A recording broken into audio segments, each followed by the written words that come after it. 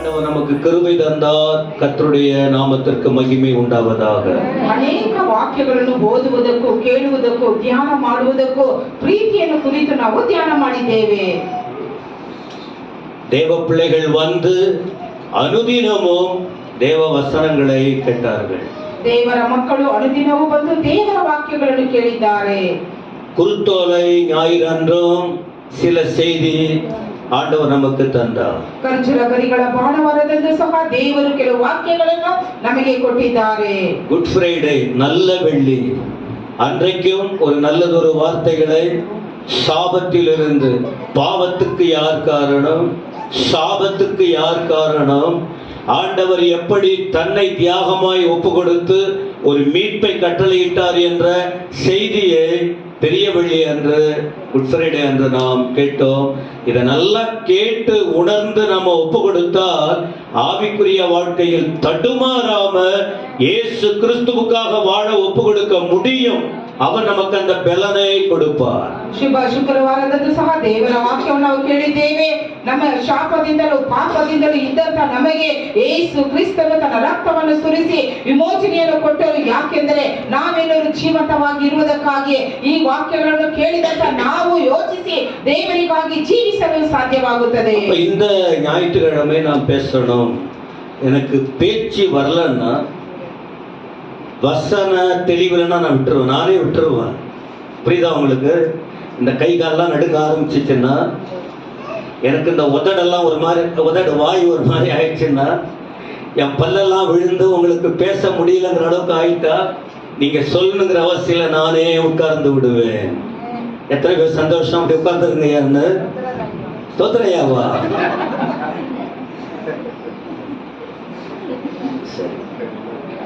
நம்ம வீடு நாம தான், நாம ஆண்டவர் நமக்கு வார்த்தைகளை கொடுக்கிறார், நாம பேசிக்கொண்டிருக்கிறோம். ஓகே, இப்போ இன்னைக்கு இந்த குடும்ப ஐக்கியங்கிறதுனால ஆண்டவர்கிட்ட ஜெபம் பண்ண என்ன பண்றதுப்போ, எனக்கு நிறைய குறிப்புகள் இருக்கு ஆண்டோடைய தயவினால். இப்போ கஷ்டம் இல்லை பிரசங்கம் ஆயத்தப்படுத்த. போனுக்கு போனீங்கன்னா வித்தியாசமான மெசேஜ், அது அவங்களுக்கு கத்தர் கொடுக்கிறது. நம்ம சபைக்கு ஆண்டவர் நமக்கு சொல்லி நாம கொடுக்கணும். வசனம் அதுதான். ஆனா ஆண்டவர்கிட்ட கேட்டு உங்களுக்கு கொடுக்கும் போது அதுல ஒரு சந்தோஷம் இருக்கிறது என்பதை நான் அறிந்திருக்கிறேன். ಅನೇಕ ಸೇವಕರಿಗೆ ದೇವರು ಅನೇಕ ವಾಕ್ಯಗಳನ್ನು ಕೊಡುತ್ತಾರೆ, ಅವರಿಗೆ ಕೊಟ್ಟಂತ ವರ. ಆದರೆ ನಮ್ಮ ಸಭೆಗೆ ದೇವರು ಕೊಡುವ ವಾಕ್ಯ ಪ್ರತಿನಿತ್ಯ ಬೋಧಕರು ಪ್ರಾರ್ಥನೆಯಲ್ಲಿದ್ದು ದೇವರ ಬಳಿಗೆ ಕೇಳಿ ಆತನು ಕೊಡುವಂತ ವಾಕ್ಯವನ್ನು ನಮಗೆ ಕೊಡುತ್ತಾರೆ. இது ஒரு குடும்ப ஐக்கியம் என்கிற உணர்வோடு உங்கள் மனதிலே நான் அதை சொல்லிக்கொண்டே இருக்கிறதினால் ரெண்டு பகுதியில் நாம தெய்வ உணர்வை பெற வேண்டும். ஒன்று, ஆண்டுடைய உயிர்த்தெழுதலில் என்ன நடந்தது, இன்றைக்கு நாம் இந்த ஐக்கியத்தை எப்படி பெற்றுக்கொள்ள முடியும், எப்படி இனி வருகிற நாட்களில் ஆண்டவருக்காக வாழ வேண்டும் என்கிற அந்த தெளிவை பெறுவதற்கு பரிசுத்த ஆவியானவர் நம்மோடு பேசுவதற்கு வல்லவராக இருக்கிறார். ಎರಡು ಕಾರ್ಯಗಳನ್ನು ಈ ದಿನದಲ್ಲಿ ನಾವು ಧ್ಯಾನಿಸಬೇಕಾಗಿದೆ. ಒಂದು, ಯೇಸು ಕ್ರಿಸ್ತನ ಪುನರುತ್ಥಾನವನ್ನು ಕುರಿತು. ಇನ್ನೊಂದು ಕಡೆ ಕುಟುಂಬ ಐಕ್ಯ ಆರಾಧನೆ, ಯಾವ ರೀತಿ ನಾವು ಐಕ್ಯವಾಗಿ ಇರಬೇಕೆಂಬುದಾಗಿ ಪರಿಶುದ್ಧಾತ್ಮನ ಬೋಧಕರೊಟ್ಟಿಗೆ ದೇವರ ವಾಕ್ಯಗಳನ್ನು ನಮಗೆ ಕೊಡಲಿದ್ದಾರೆ. நான் ரொம்ப இழுக்கணும்னு ஆசை இல்லை, நான் அப்படிப்பட்ட மனநிலை எனக்கு இல்லை. ரொம்ப நேரம் பேசினாலும் அவ்வளவுதான், சுருக்கமா உங்களுக்கு சொன்னாலும் அதுதான். ஆனா சபை மக்கள் கர்த்தருடைய வசனத்தை தெளிவாய் கேட்க, புரிந்து கொள்ள, உணர, ஆண்டவருக்காய் அர்ப்பணிக்க, இதுதான் எங்களின் ಆಸೆಯಾಗ ಕಾಣப்படுகிறது. ಹೆಚ್ಚಾದ ಸಮಯವನ್ನು ದೇವರಕ್ಕೆ ತೆಗೆದುಕೊಂಡು ದೇವರ ವಾಕ್ಯವನ್ನು ಹೇಳಬೇಕೆಂಬ ಉದ್ದೇಶವಿಲ್ಲ. ಹೆಚ್ಚಾದ ಸಮಯವಾಗಲಿ ಸ್ವಲ್ಪ ಸಮಯವಾಗಲಿ ದೇವರ ವಾಕ್ಯವನ್ನು ಕೇಳುವಾಗ ತಿಳುವಳಿಕೆಯಿಂದ ಒಪ್ಪಿಸಿಕೊಡುವುದು. அப்ப இன்றைக்கு உங்களுக்கு நான் கொடுக்கிற இந்த வார்த்தை என்ன, ஐக்கியத்தை உணர வைக்கும் ஆண்டவர் இயேசுவின் உயிர்த்தெழுதல். என்னது? ஐக்கியத்தை உணர வைக்கும் ஆண்டவர் இயேசுவின் ಉಯಿರ್ತೊಳುದಲ್. ಈ ದಿನದ ಮುಖ್ಯತ್ವ ಏನೆಂದರೆ ನಾವು ಕುಟುಂಬದ ಐಕ್ಯವನ್ನು ಗ್ರಹಿಸಿಕೊಂಡು ಯೇಸು ಕ್ರಿಸ್ತನ ಪುನರುತ್ಥಾನವನ್ನು ಕೊಡುವುದು. இந்த நாள் நீங்க கேட்கிற வார்த்தை ஒரு ஃபெலோஷிப், யூனிட்டி, அந்த ஐக்கியத்திற்குள்ளே. ஏன்னா எத்தனையோ முறை ஆலயத்துக்கு வருகிறோம், விலகி விலகி தான் போய்கிட்டு இருக்கோம். நம்ம சகோதரன்னு பார்க்கறது இல்ல, நம்முடைய சகோதரின்னு போயிட்டு அவங்க கிட்ட பேசுறது இல்ல. எங்கேருந்து வில்லேஜில் வராங்க, அவங்க பாட்டுக்கு வர வேண்டியதான், போக வேண்டியதுதான். நாம முடிஞ்ச உடனே வண்டி எடுத்துக்கிட்டு அப்படியே புறப்பட்டு போக வேண்டியதா. பக்கத்துல யார் இருக்காங்க, பின்னால யார் இருக்காங்கள பார்க்க, விசாரிக்க, எங்கிருந்து வர்றீங்க, அந்த பிசினஸ் எல்லாம் இல்ல. வேலையில போகும்போது மட்டும் ஃப்ரெண்ட்ஸுங்கன்னா கல்யாண நாள் எல்லா நாளும் எல்லாம் ஞாபகம் இருக்கும். சர்ச்சுக்கு வரும்போது தேவ பிள்ளைகளை ஐக்கியப்பட்டு எங்க குடும்பம் எங்கள் ஜனங்களுங்கிற அந்த எண்ணத்துக்கு இடம் கொடுக்கிறது இல்ல. பைபிளே அதான், பைபிள்ல இன்னும் புரியாத உட்கார்ந்து இருக்கிறோம். இன்னைக்கு அந்த ஒரு உணர்வை ஆண்டவர் இந்த உயிர்த்தெழுதல் செய்தியோடு ஒரு 4 காரியம் தான் ஆண்டவர் கற்றுக் கொடுப்பார். 4 குறிப்பு தான் உங்களுக்கு சொல்ல போறேன். இன்னைக்கு நீங்க அதை புரிந்து கொண்டு சபைக்கு வருகிற எல்லாரும் கூட ஒட்டி உறவாருங்கன்னு சொல்லல. எங்களுக்கு சபை இருக்கு, விசாரிப்பதற்கு திருச்சபை இருக்கு என்கிற ಉಣರ್வை பெற்றுக்கொள்ள ಆವಿಯಾನವರು ಉದವಿ செய்வாராக. ಹೊರಗೆ ಕೆಲಸಕ್ಕೆ ಹೋಗುವಾಗ ನಾವು ಐಕ್ಯದಿಂದ ಇರುತ್ತೇವೆ. ಮದುವೆಯ ದಿನ, ಹುಟ್ಟಿದ ದಿನ ಎಂಬುದಾಗಿ ಆಚರಿಸಿ ಸಂತೋಷವಾಗಿರುತ್ತೇವೆ. ಆದರೆ ಸಭೆ ಎಂಬುದಾಗಿ ಬರುವಾಗ ನಮ್ಮಲ್ಲಿ ಐಕ್ಯತೆ ಇರುವುದಿಲ್ಲ, ಗ್ರಹಿಕೆ ಇರುವುದಿಲ್ಲ, ಒಬ್ಬರನ್ನು ನೋಡಿ ನಾವು ಒಬ್ಬರು ವಿಚಾರಣೆ ಮಾಡುವುದಿಲ್ಲ. ಆದರೆ ಈ ದಿನದಲ್ಲಿ ದೇವರು ವಾಕ್ಯದ ಮುಖಾಂತರವಾಗಿ ಐಕ್ಯವನ್ನು ನಮಗೆ ನೀಡಲಿದ್ದಾರೆ. இந்த தலைப்பை உங்க மைண்ட்ல பதிஞ்சிடணும். ஐக்கியத்தை உணருதல். ஐக்கியம்னா என்ன, அதை உணரணும். இந்த ஆண்டவர் இயேசு உயிர்த்தெழுந்த நாளை கொண்டாடுகிற இந்த நாளில் குடும்பத்தில் ஐக்கியத்தை தொடங்கி சபையிலே எல்லாருக்குள்ள அந்த ஒரு உணர்வை பெற்றுக்கொள்ள வேண்டும் என்பதுதான் ஆவியானவர் இந்த நாளில் உணர்த்துகிற வார்த்தை. இந்த தலைப்பை புரிந்து கொள்ளுங்க. ஐக்கியத்தை உணர வைக்கும் ஆண்டவர் இயேசுவின் உயிர்த்தெழுதல். ಈ ಒಂದು ಮುಖ್ಯಾಂಶವನ್ನು ನಾವು ತಿಳಿದುಕೊಂಡರೆ ಸಾಕು, ನಾವು ಐಕ್ಯದಿಂದ ಇರಲು ಸಾಧ್ಯ. ಐಕ್ಯವನ್ನು ಗ್ರಹಿಸುವುದರಲ್ಲಿ ಯೇಸು ಕ್ರಿಸ್ತನ ಪುನರುತ್ಥಾನವು. ஆண்டவர் இயேசு இந்த உலகத்தில் இருந்தபோது பல முறை சீஷர்களுக்கு பாடு மரணங்களை சொன்னது மட்டும் இல்ல, நான் உயிரோட எழுவேன் என்கிற ஒரு வார்த்தையை அடிக்கடி தம்மை பின்பற்றின மக்கள் மத்தியிலே சொல்லி இருக்கிறார். மத்தேயு 16:21, மேத்யூ 16:21. அதுல நீங்க பார்க்க முடியும், ஆண்டவர் எதையும் சொல்லாம செய்யறதே இல்லை. ஆண்டவர் சொல்லுவார், சொல்லி சொல்லி சொல்லி தெளிவை உண்டாக்கி கொண்டே தான் இருப்பார். மத்தேயு 16:21 ஆண்டவர் சொல்லி இருக்கார்.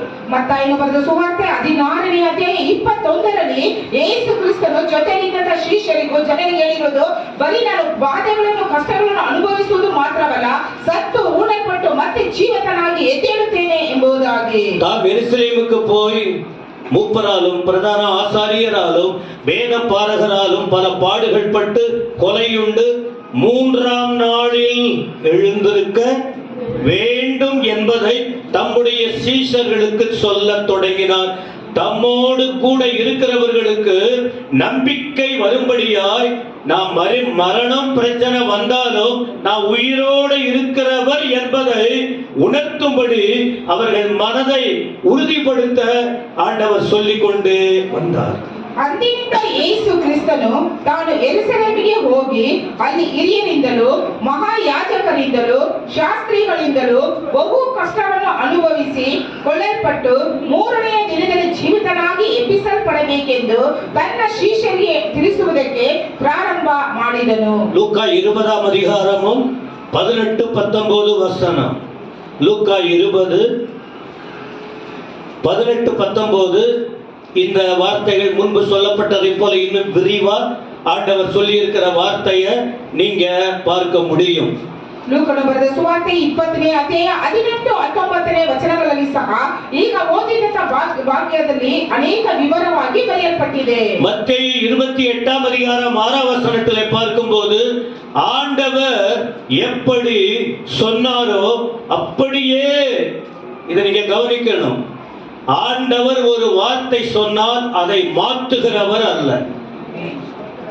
நிறைய வாக்கு தத்தங்கள் இருக்கு, நம்ம மற்ற நாள்ல எல்லாம் பேசலாம். 52 வாரங்கள் இருக்கு, மற்ற நிகழ்ச்சிகள் இருக்கு. அதுல நம்ம அதிகமான வார்த்தைகளை கேட்போம். இன்றைக்கு அந்த முக்கியமான வார்த்தை மட்டும் உங்க காதுல ஆண்டவர் போடட்டும். தேவன் ஒரு வார்த்தை சொன்னால் அதை அவர் மாற்றுகிறவர் அல்ல, சொன்னதை செய்கிற தேவன். என்ன சொன்னார் அது அப்படியே செய்வார். ಮತ್ತಾಯನ ಬರೆದ ಸುವಾರ್ತೆ 28ನೇ ಅಧ್ಯಾಯ 6ನೇ ವಚನದಲ್ಲಿ ನೋಡುತ್ತೇವೆ, ತಾನು ಹೇಳಿದಂತೆ ಎದ್ದಿದ್ದಾನೆ ಎಂಬುದಾಗಿ. ಯೇಸು ಸ್ವಾಮಿ ಮಾತನ್ನು ಬದಲಾಯಿಸುವಂತವರಲ್ಲ, ಹೇಳಿದ್ದನ್ನು ಮಾಡುವಂತ ದೇವರು. என்ன சொன்னார் அந்த வசனத்துல? அங்க சொல்லி இருக்க, அவர் சொன்னபடியே உயிர்த்தெழுந்தார். 28 பாருங்க, அவர் இங்கே இல்லை, தாம் சொன்னபடியே உயிர்த்தெழுந்தார், கர்த்தரை வைத்த இடத்தை வந்து பாருங்கள். யார் சொன்னார்னு அப்புறம் சொல்ற, ஆனா அவர் சொன்னபடியே உயிரோடு எழுந்த தேவன். ಆತನು ಇಲ್ಲಿ ಇಲ್ಲ, ತಾನು ಹೇಳಿದಂತೆ ಎದ್ದಿದ್ದಾನೆ, ಬನ್ನಿ ಆತನು ಮಲಗಿದ್ದ ಸ್ಥಳವನ್ನು ನೋಡಿರಿ ಎಂಬುದಾಗಿ. அப்ப இந்த நாளில் கர்த்தருடைய வார்த்தை கேட்கிற நாம என்ன செய்யணும் தெரியுமா? ஏற்ற தாழ்வுகள் வாழ்க்கையில வரும். அப்படிப்பட்ட நேரத்தில் ஒரே விதத்துல உங்களுடைய வாழ்வின் மனநிலைய குறுகி போக ரொம்ப கீழே பார்க்காம, ஆண்டவர் என்ன சொன்னார், நல்லதும் நடக்கும் கெட்டதும் நடக்கும்.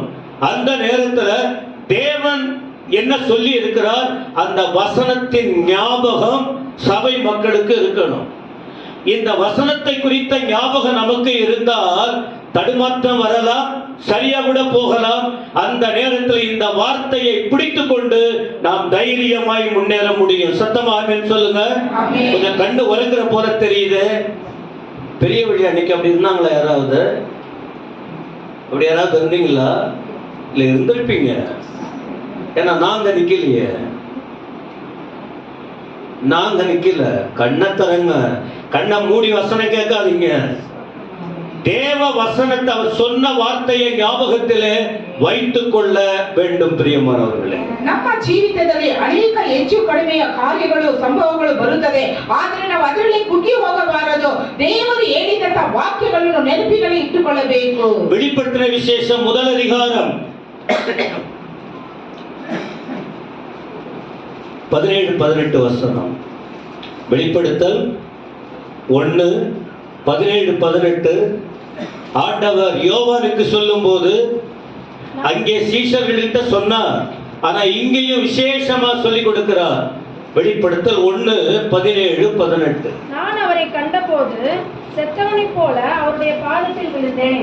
அப்பொழுது அவர் தம்முடைய வலது கரத்தை என் மேல் வைத்து என்னை நோக்கி, பயப்படாதே, நான் முந்தினவரும் பிந்தினவரும் உயிருள்ளவருமாய் இருக்கிறேன். மரித்தேன், ஆனாலும் இதோ சதா காலங்களிலும் உயிரோடு இருக்கிறேன். ஆமென். நான் மரணத்திற்கும் பாதாளத்திற்கும் உரிய திறவுகோல்களை உடையவராக இருக்கிறேன். சத்தமாமென் சொல்லுங்க. இருக்கிற எல்லாருக்கும் சொல்ற விஷயம், இத போல வார்த்தையை படிக்கும் போது கேட்கும் போது நாம் இன்னும் அசைக்க முடியாமல் ஆழமா கர்த்தருக்குள்ளே வைராக்கியமா இருக்க முடியும். என்ன சொல்றாரு? நிறைய சொல்லிட்டு வர்றாரு. என்ன முதல்ல பயப்படாதே, பயப்படாதீங்க. அப்ப இன்னைக்கு ஆரம்பத்திலே உங்களுக்கு என்ன சொல்றாரு? ஆறுதலின் வார்த்தையை சொல்லுகிறார். பல நெருக்கமும் பல இக்கட்டான நிலையிலிருந்து இருக்கிற மக்கள் அவர் சமூகத்தை நாடி வரும்போது இந்த வசனத்தின் மூலம் கர்த்தர் நம்மோடு பேசுவது என்ன? பயப்படாதீங்க, நான் யார் தெரியுமா? முன்ன இருந்தவர், பிந்தினவர், இப்போ உயிருள்ளவராய் இருக்கிறார். நம்முடைய ஆண்டவர் இயேசு யார்? உயிருள்ளவர். அவர் மட்டும்தான் உயிர், அவர் மட்டும்தான் உயிரோடு இருக்கிறார். அடுத்த வார்த்தை சொல்லுது, மரித்த. உண்மைதான். நான் ஏன் மரித்தங்கிறது உங்களுக்கு பலமுறை சொல்லி இருக்க. அவர் அவருக்காக மரிக்கல, பிரசங்கம் பண்ற எனக்காக, இந்த இடத்துல இந்த வசனத்தை கேட்கிற நமக்காக. அப்ப நாம யாருங்கிறதெல்லாம் வெள்ளிக்கிழமை கேட்டோம். நம்ம எவ்வளவு மோசமா எப்படி வாழ்ந்தோங்கிறது. அப்ப நம்முடைய வாழ்க்கையின் விடுதலைக்காக, நம்முடைய ஆசீர்வாதங்களுக்காக ஆண்டவர் இயேசு மரித்தார். ஆனாலும் அவர் உயிரோடு இருக்கிறார். ஆமென் சொல்லுவீங்கன்னு பார்த்த வாயுங்க எல்லாம் வாயை திறந்து உயிரோடு இருக்கிறேன்னு சொன்ன உடனே ஆமென் சொல்லுவீங்கன்னு பார்த்தேன். ಪ್ರಕಟಣೆಯ ಪುಸ್ತಕ 1ನೇ ಅಧ್ಯಾಯ 17-18 ವಚನ. ನಾನು ಆತನನ್ನು ಕಂಡಾಗ ಸತ್ತವನ ಹಾಗೆ ಆತನ ಪಾದಗಳ ಮುಂದೆ ಮುಂದೆ ಬಿದ್ದೆನು.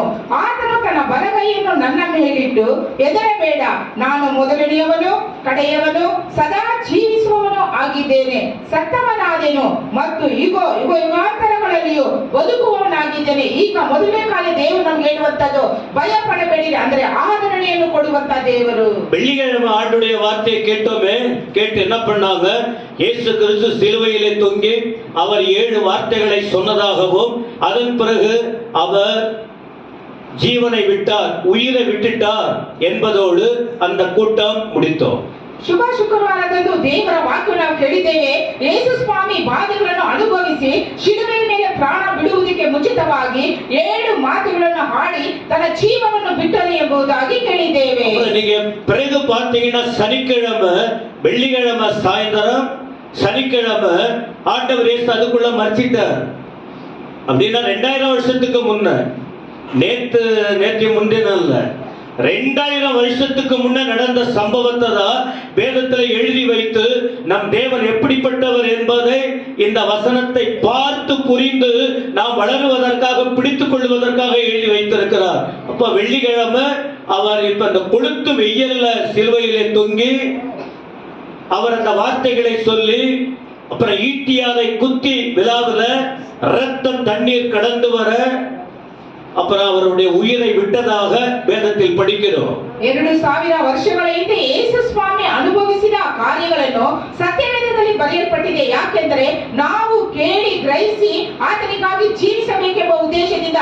ಈಗ ಆತನು ಸತ್ತ ನಂತರ ಶುಕ್ರವಾರ ಸಾಯಂಕಾಲ ಆ ಶಿಲುಬೆ ಮೇಲೆ ಈಟಿಯಿಂದ ಆತನನ್ನು ಚುಚ್ಚುವಾಗ ಆ ಒಂದು ಶರೀರದಿಂದ ರಕ್ತವು ನೀರು ಹರಿಯಿತು ಎಂಬುದಾಗಿ ನೋಡುತ್ತೇವೆ. பக்கத்துல உள்ளவங்க, அந்த காவல் காத்தவங்க போய் சொல்றாங்க, இயேசு கிறிஸ்து அந்த சிலுவையிலே தொங்கினவர் மரிச்சிட்டாரு அப்படின்னு பிளாத்து கிட்ட போய் சொன்ன போது அவருக்கு பெரிய ஆச்சரியமா இருக்கு. அவ்வளவு சீக்கிரம் மரிச்சிட்டாரா? அவ்வளவு சீக்கிரம் அவர் மரித்தாரா? அவருக்கு பெரிய ஆச்சரியம், அவர் உள்ளத்துல நடுக்கம் கூட வந்தது. ಅಲ್ಲಿ ಇದ್ದಂತ ಶತಾಧಿಪತಿಗಳು ಹೋಗಿ ಆ ಒಂದು ಮಹಾಯಾಜಕರಿಗೆ ಹೇಳುವಾಗ ಯೇಸು ಸ್ವಾಮಿ ಸತ್ತು ಹೋದರು ಎಂಬುದಾಗಿ ಆತನಿಗೆ ಆಶ್ಚರ್ಯವಾಗುತ್ತದೆ. ಯಾಕೆ ಇಷ್ಟು ಬೇಗನೆ ಆತನು ಸತ್ತು ಹೋದನ ಎಂಬುದಾಗಿ. மத்தேயு 27:56 60 வரைக்கும் பார்க்கும்போது இயேசுவுக்கு சீடன், மத்தேயு 27:57 58 60 வரைக்கும் பாருங்க. ஒருவன் வந்து இயேசு மரித்ததனால அந்த சரீரத்தை பிலாத்து கிட்ட போய் கேட்டு, நாங்க அடக்கம் பண்ணணும் கொடுங்க என்று பிலாத்து கிட்ட கேட்ட போது அவருக்கு ஆச்சரியமாய் மாறிவிட்டது.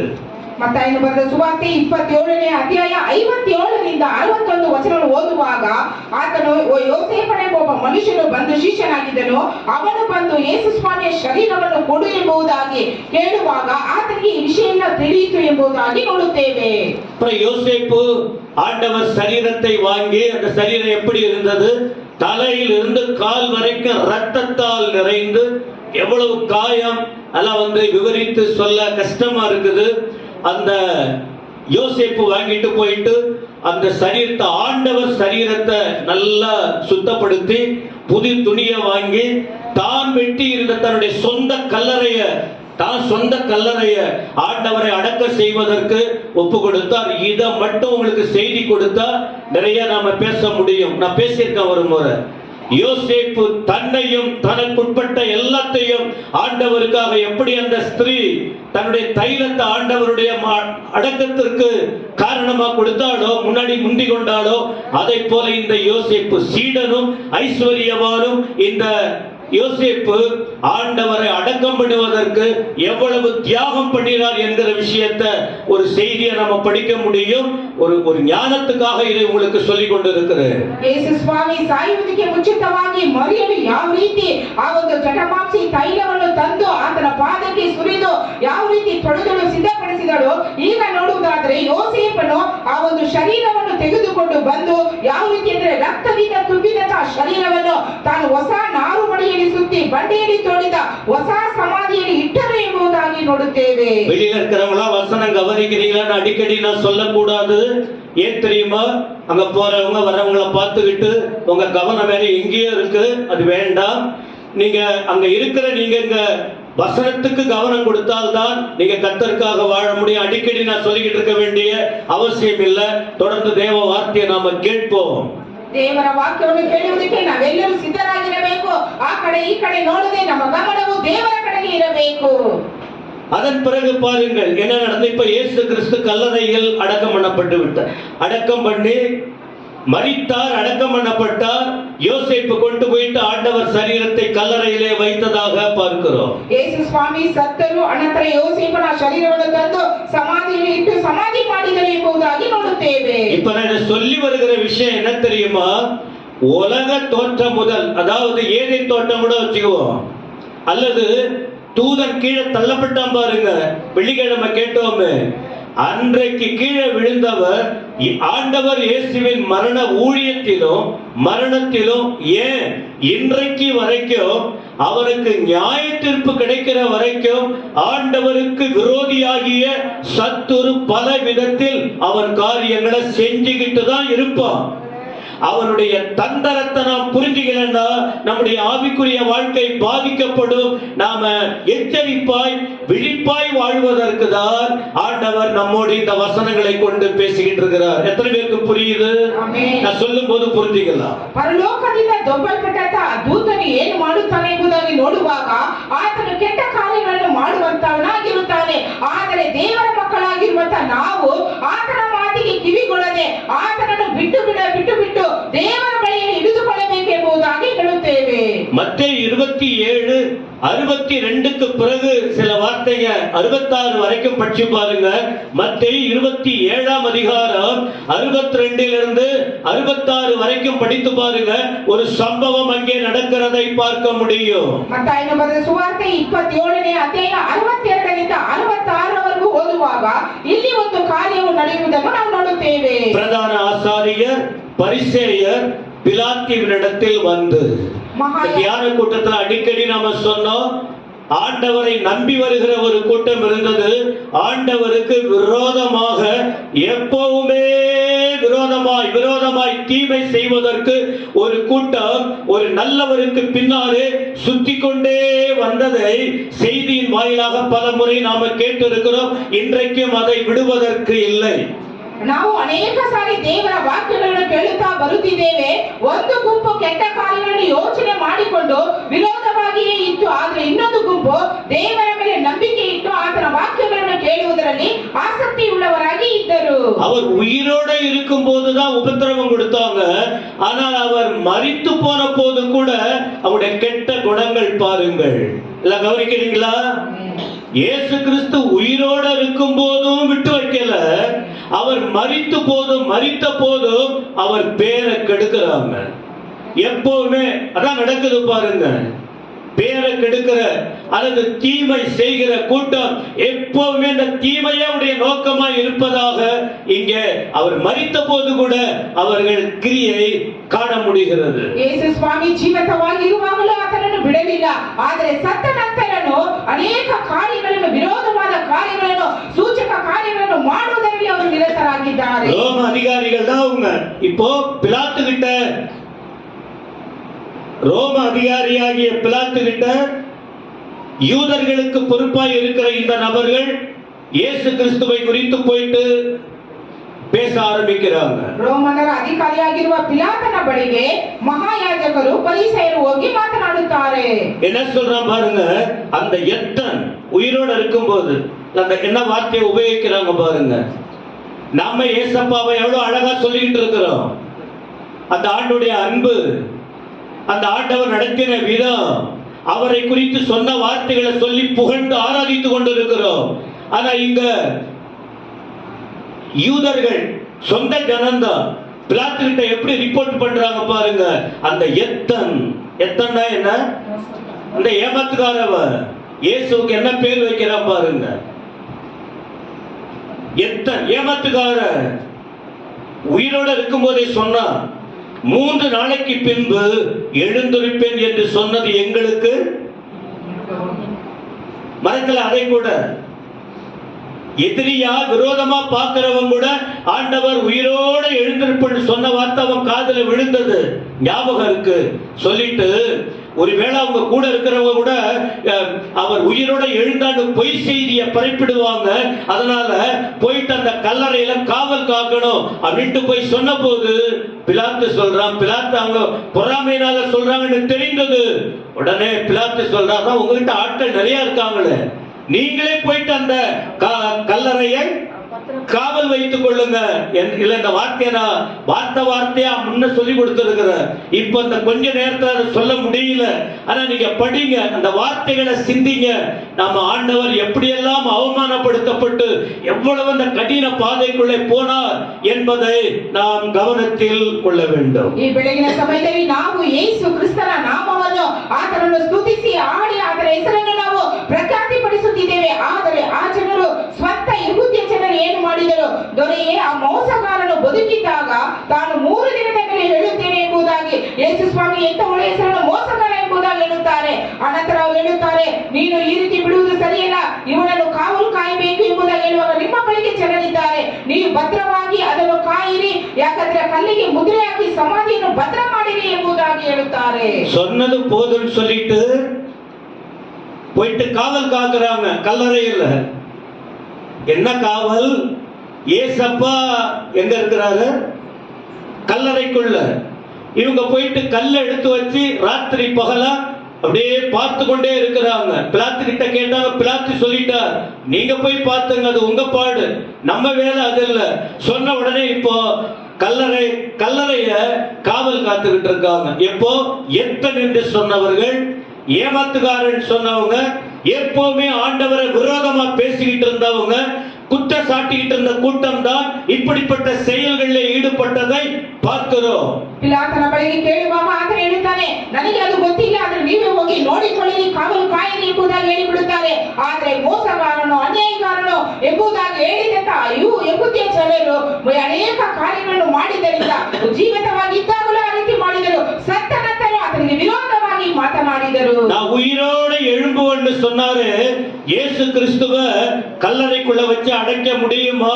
எல்லாரும் சொல்லுங்க. இல்ல, இது முடியும். இப்ப நமக்கு தெரியும் இயேசு உயிரோட எழுந்தா. இப்ப அந்த செய்திக்காக உங்களுக்கு சொல்லிக்கிட்டு இருக்கேன்.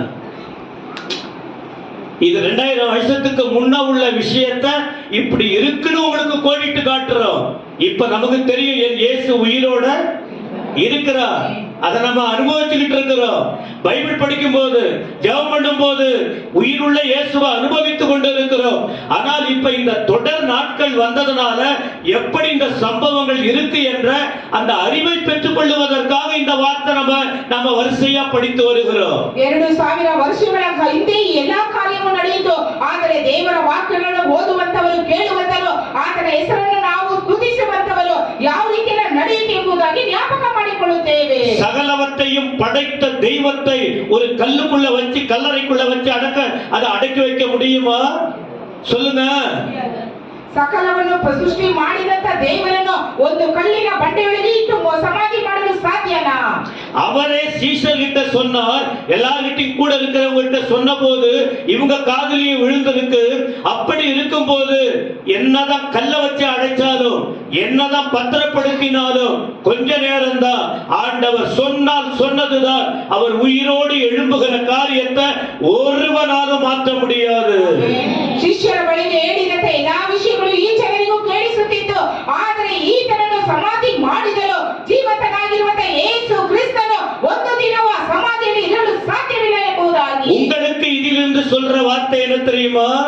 ஆண்டவரை நம்பி தன் வாழ்க்கையை ஒப்பு கொடுத்து ஆண்டவருக்காக வாழுற நீங்க இந்த ஏமாற்றுக்காரனுங்க சொல்வதை போல உங்கள் ஆவிக்குரிய வாழ்க்கையில் விசுவாசத்தை சீர்குலைய சில காரியங்கள் நடந்தாலும் உங்களுக்கு நம்பிக்கை இருக்கணும். என் தேவன் சொல்லிவிட்டார். எத்தனை பேர் எதிர்த்தாலும், எத்தனை பேர் தடை செய்தாலும், எத்தனை பேர் எந்த குழி வெட்டினாலும் எங்களை அசைக்க முடியாது. என் தேவனையே, என் தேவன் சொன்ன வார்த்தை உண்மை உள்ளது, எங்களது ஒன்றும் பாதிக்காது என்று இன்னும் நாம் உறுதியாய் கர்த்தருக்காக வாழ வேண்டும். அதான் இந்த நாட்டிலே சொல்லுகிற ஒரு வார்த்தை. எந்த ஆண்டவர் சொன்ன வார்த்தை நம்ம வாழ்க்கையிலே நிறைவேறும். அப்ப இடையிலே சந்தேகப்பட்டு கொண்டு, பலவீனப்பட்டு, சூழ்நிலையை பார்த்து பின்வாங்கி போக கூடாது. எல்லாருக்கும் சொல்ற ஆலோசனை இது. இன்னைக்கு ஒட்டுமொத்தமா வந்திருக்கீங்க. அதனால உங்களுக்கு நாம சொல்றோம், இனி மேல மேல மேல நாம கர்த்தருக்காக வளருவதற்கு ஒப்பு கொடுக்கணும். உங்களை கெடுக்க பிசாசு அநேக வார்த்தைகளை போடுவான். செவி கொடுக்க வேண்டாம், கர்த்தருக்குள் வளருங்கள். கரங்களை தட்டி எல்லாரும் ஆண்டவருக்கு நன்றி சொல்ல முடியுமா? தூங்குறவங்க தூங்கு, கைதட்டு. எல்லாரும் பாட்டு பாடும் போதுதான் கைதட்டல, இப்ப கைதட்டுங்க. ನಾವು ಯೇಸು ಕ್ರಿಸ್ತನನ್ನು ಸ್ವಂತ ರಕ್ಷಕನಾಗಿ ಸ್ವೀಕರಿಸಿಕೊಂಡು ಆತನಿಗಾಗಿ ಜೀವಿಸಿ ಆತ್ಮಿಕ ರೀತಿಯಲ್ಲಿ ಇರುವಾಗ ಈ ವಿರೋಧಿಗಳ ತರ ನಮ್ಮ ಮಧ್ಯದಲ್ಲಿ ಅನೇಕರು ಬಂದು ನಮ್ಮನ್ನು ಯಾಮರಿಸಬಹುದು, ಮೋಸ ಮಾಡಬಹುದು, ಬೇಡವಾದ ವಿಷಯಗಳನ್ನು ತಿಳಿಸಬಹುದು. ಅವರ ಮಾತಿಗೆ ಕಿವಿ ಕೊಡದೆ ಯೇಸು ಸ್ವಾಮಿ ನನಗಾಗಿ ಈ ಲೋಕಕ್ಕೆ ಬಂದರು, ನನ್ನನ್ನು ರಕ್ಷಿಸಿದರು, ನನಗೆ ಪಾಪದಿಂದ ಬಿಡುಗಡೆ ಕೊಟ್ಟರು ಎಂಬುದಾಗಿ ಆತನನ್ನು ನಾವು ಹಿಡಿದುಕೊಳ್ಳುವವರಾಗಿರಬೇಕು. சாத்தானின் தூண்டுதலுக்கு இடம் கொடுத்து ஒருமனப்பட்டு தெய்வீக சத்தியத்தை மறைக்க ஒரு கூட்டம் முயற்சித்தது. தீமைக்கு ஒரு கூட்டம். இப்ப நன்மையின் கூட்டம் கீழே வர போற ஐக்கியம். அது சொல்றேன். இயேசு கிறிஸ்து உயிரோடு எழும்போன்னு சொன்னார். இதை இல்லைன்னு சொல்றதுக்கு பிசாசு தூண்டி தூண்டி விட்டு அந்த மத போதகர்களை என்ன பண்ணாங்க? இல்ல, இயேசு உயிரோட எழல. அவன் சீசர்கள் கொண்டு போயிட்டு இல்லைன்னு பொய் செய்தியை பரப்பிட்டாங்க. அந்த எண்ணத்தோடு தீமைக்கு ஒன்றுபட்டார்கள். அல்ல, கவனிக்கிறீங்களா? கவனிக்கிறீங்களா?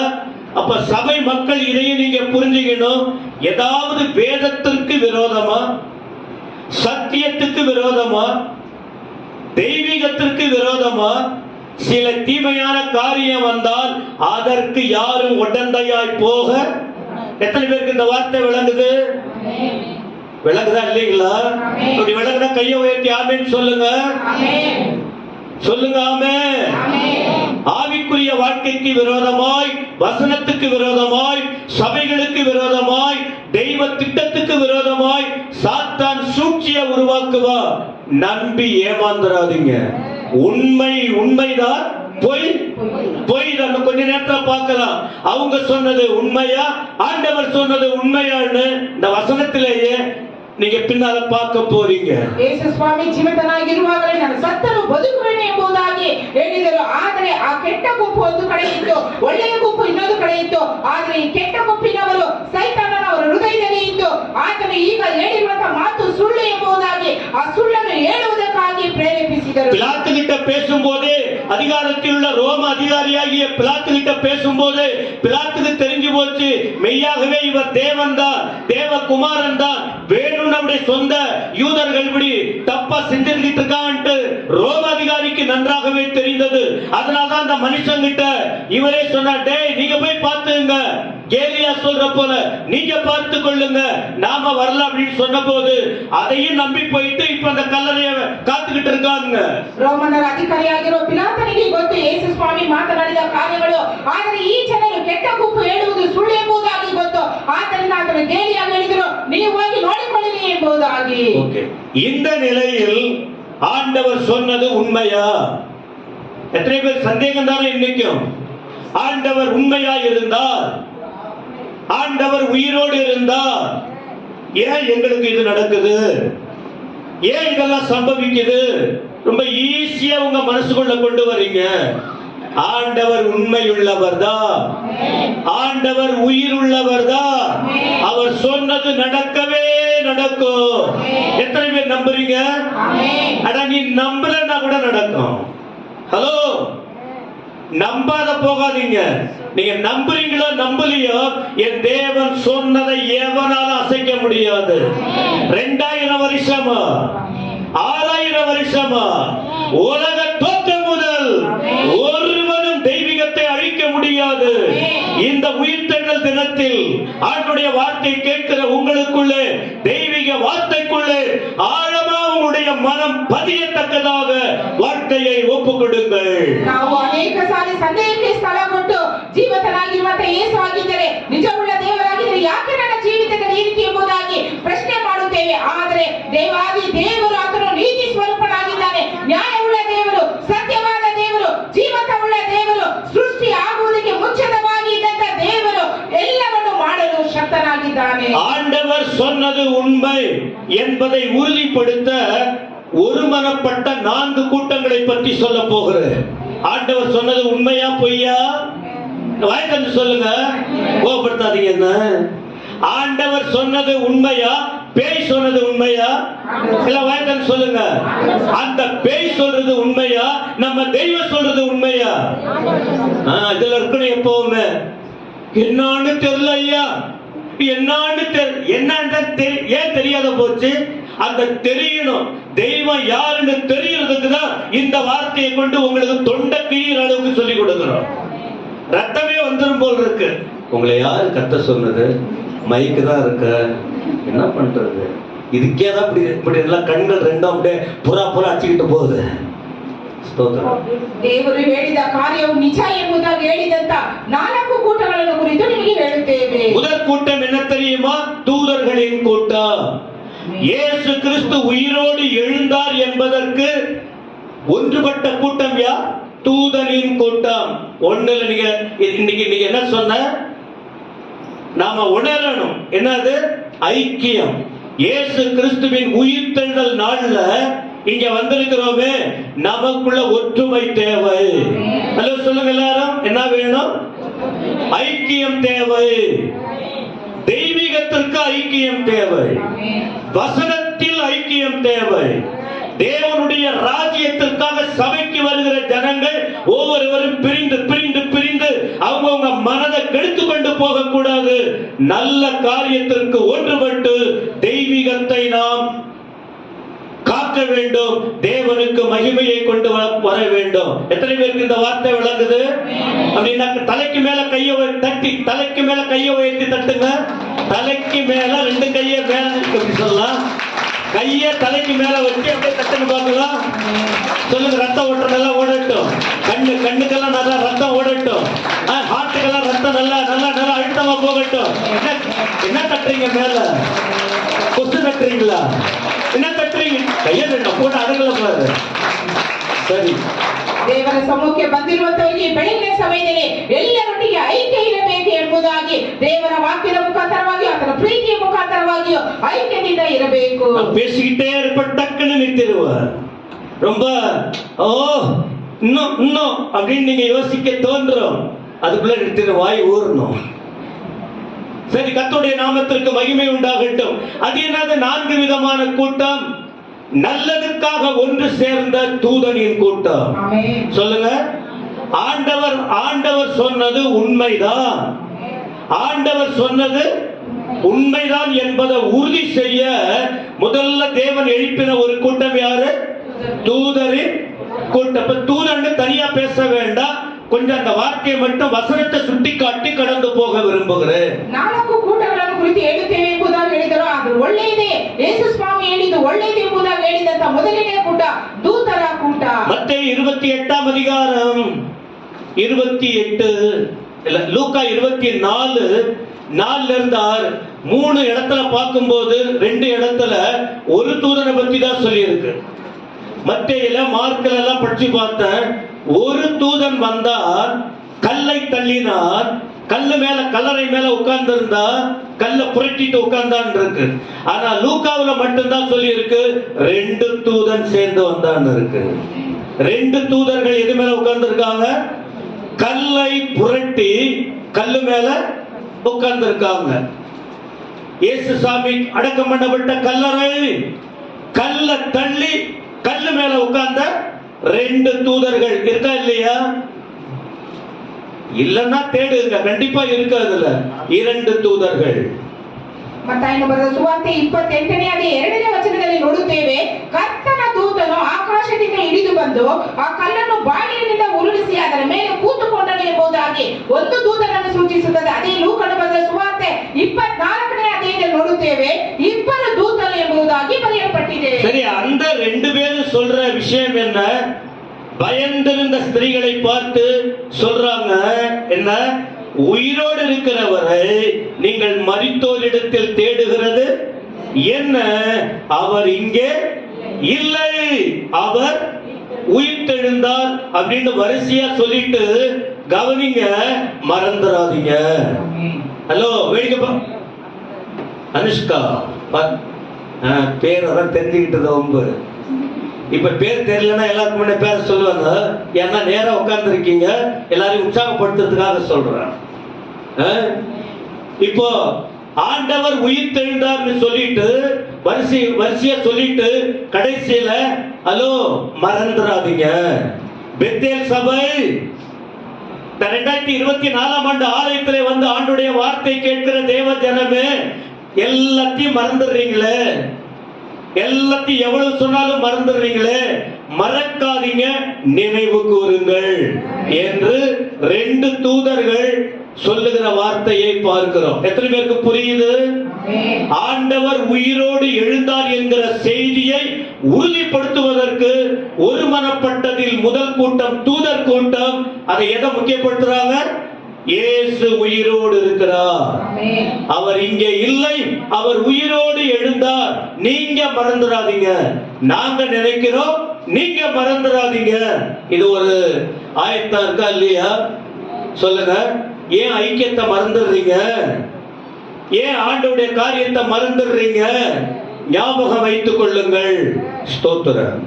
ಸ್ತ್ರೀಯರಿಗೆ ಭಯವಿದವರಾಗಿ ತಮ್ಮ ಮುಖಗಳನ್ನು ನೆಲದ ಕಡೆ ಬಗ್ಗಿಸಿಕೊಂಡಿರುವಾಗ ಆ ಪುರುಷರು ಅವರಿಗೆ ಸತ್ತವರೊಳಗೆ ಬದುಕಿರುವವರನ್ನು ಹುಡುಕುವುದೇನೋ, ಆದರೆ ಇನ್ನಿಲ್ಲ ಎದ್ದಿದ್ದಾನೆ ಎಂಬುದಾಗಿ ಹೇಳಿ ನೀವು ಮರೆತು ಹೋಗದೆ ಈ ಮಾತುಗಳನ್ನು ನೆನಪಿಗೆ ತಂದುಕೊಂಡು ಸಮಾಧಿಯ ಬಳಿಕ ಹೋಗಿ ಎಂಬುದಾಗಿ ಹೇಳುವುದನ್ನು ನಾವು ಕಾಣುತ್ತೇವೆ.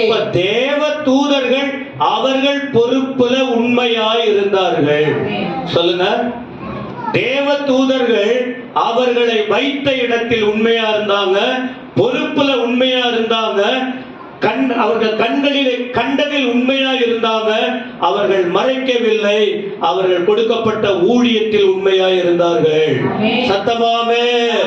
ದೇವದೂತರಿಗೆ ಕೊಡಲ್ಪಟ್ಟ ಜವಾಬ್ದಾರಿಕೆಯಲ್ಲೂ ಅವರು ಕಂಡಂತ ಕಾರ್ಯಗಳಲ್ಲಿಯೂ ಅವರು ಕೊಟ್ಟಂತ ಎಲ್ಲಾ ಕಾರ್ಯಗಳಲ್ಲೂ ಅವರು ನಿಜವುಳ್ಳವರಾಗಿ ಇದ್ದರು. 2 பேரும் மாற்றி பேசல. ஹலோ, கவனிக்கிறீங்களா? இயேசுவின் உயிர்த்தெழுதலை பற்றி சொல்லும் போது 2 பேரும் மாறுபட்ட கருத்துக்களை சொல்லவில்லை. ஒரே எண்ணம், ஒரே பார்வை, ஒரே வார்த்தை, ஒரே செய்தி. நோக்கம் என்ன? நீங்க மறந்துடாதீங்க, நினைவில் வைத்துக் கொள்ளுங்கள். ஆமென். 2 ஒண்ணா, நம்முடைய மனம் ஒன்றா இருக்கணும். இந்த தெய்வீகத்துக்காக நாம நன்மையை மறந்துடாம நாம ஐக்கியப்பட வேண்டும். ஹல்லேலூயா.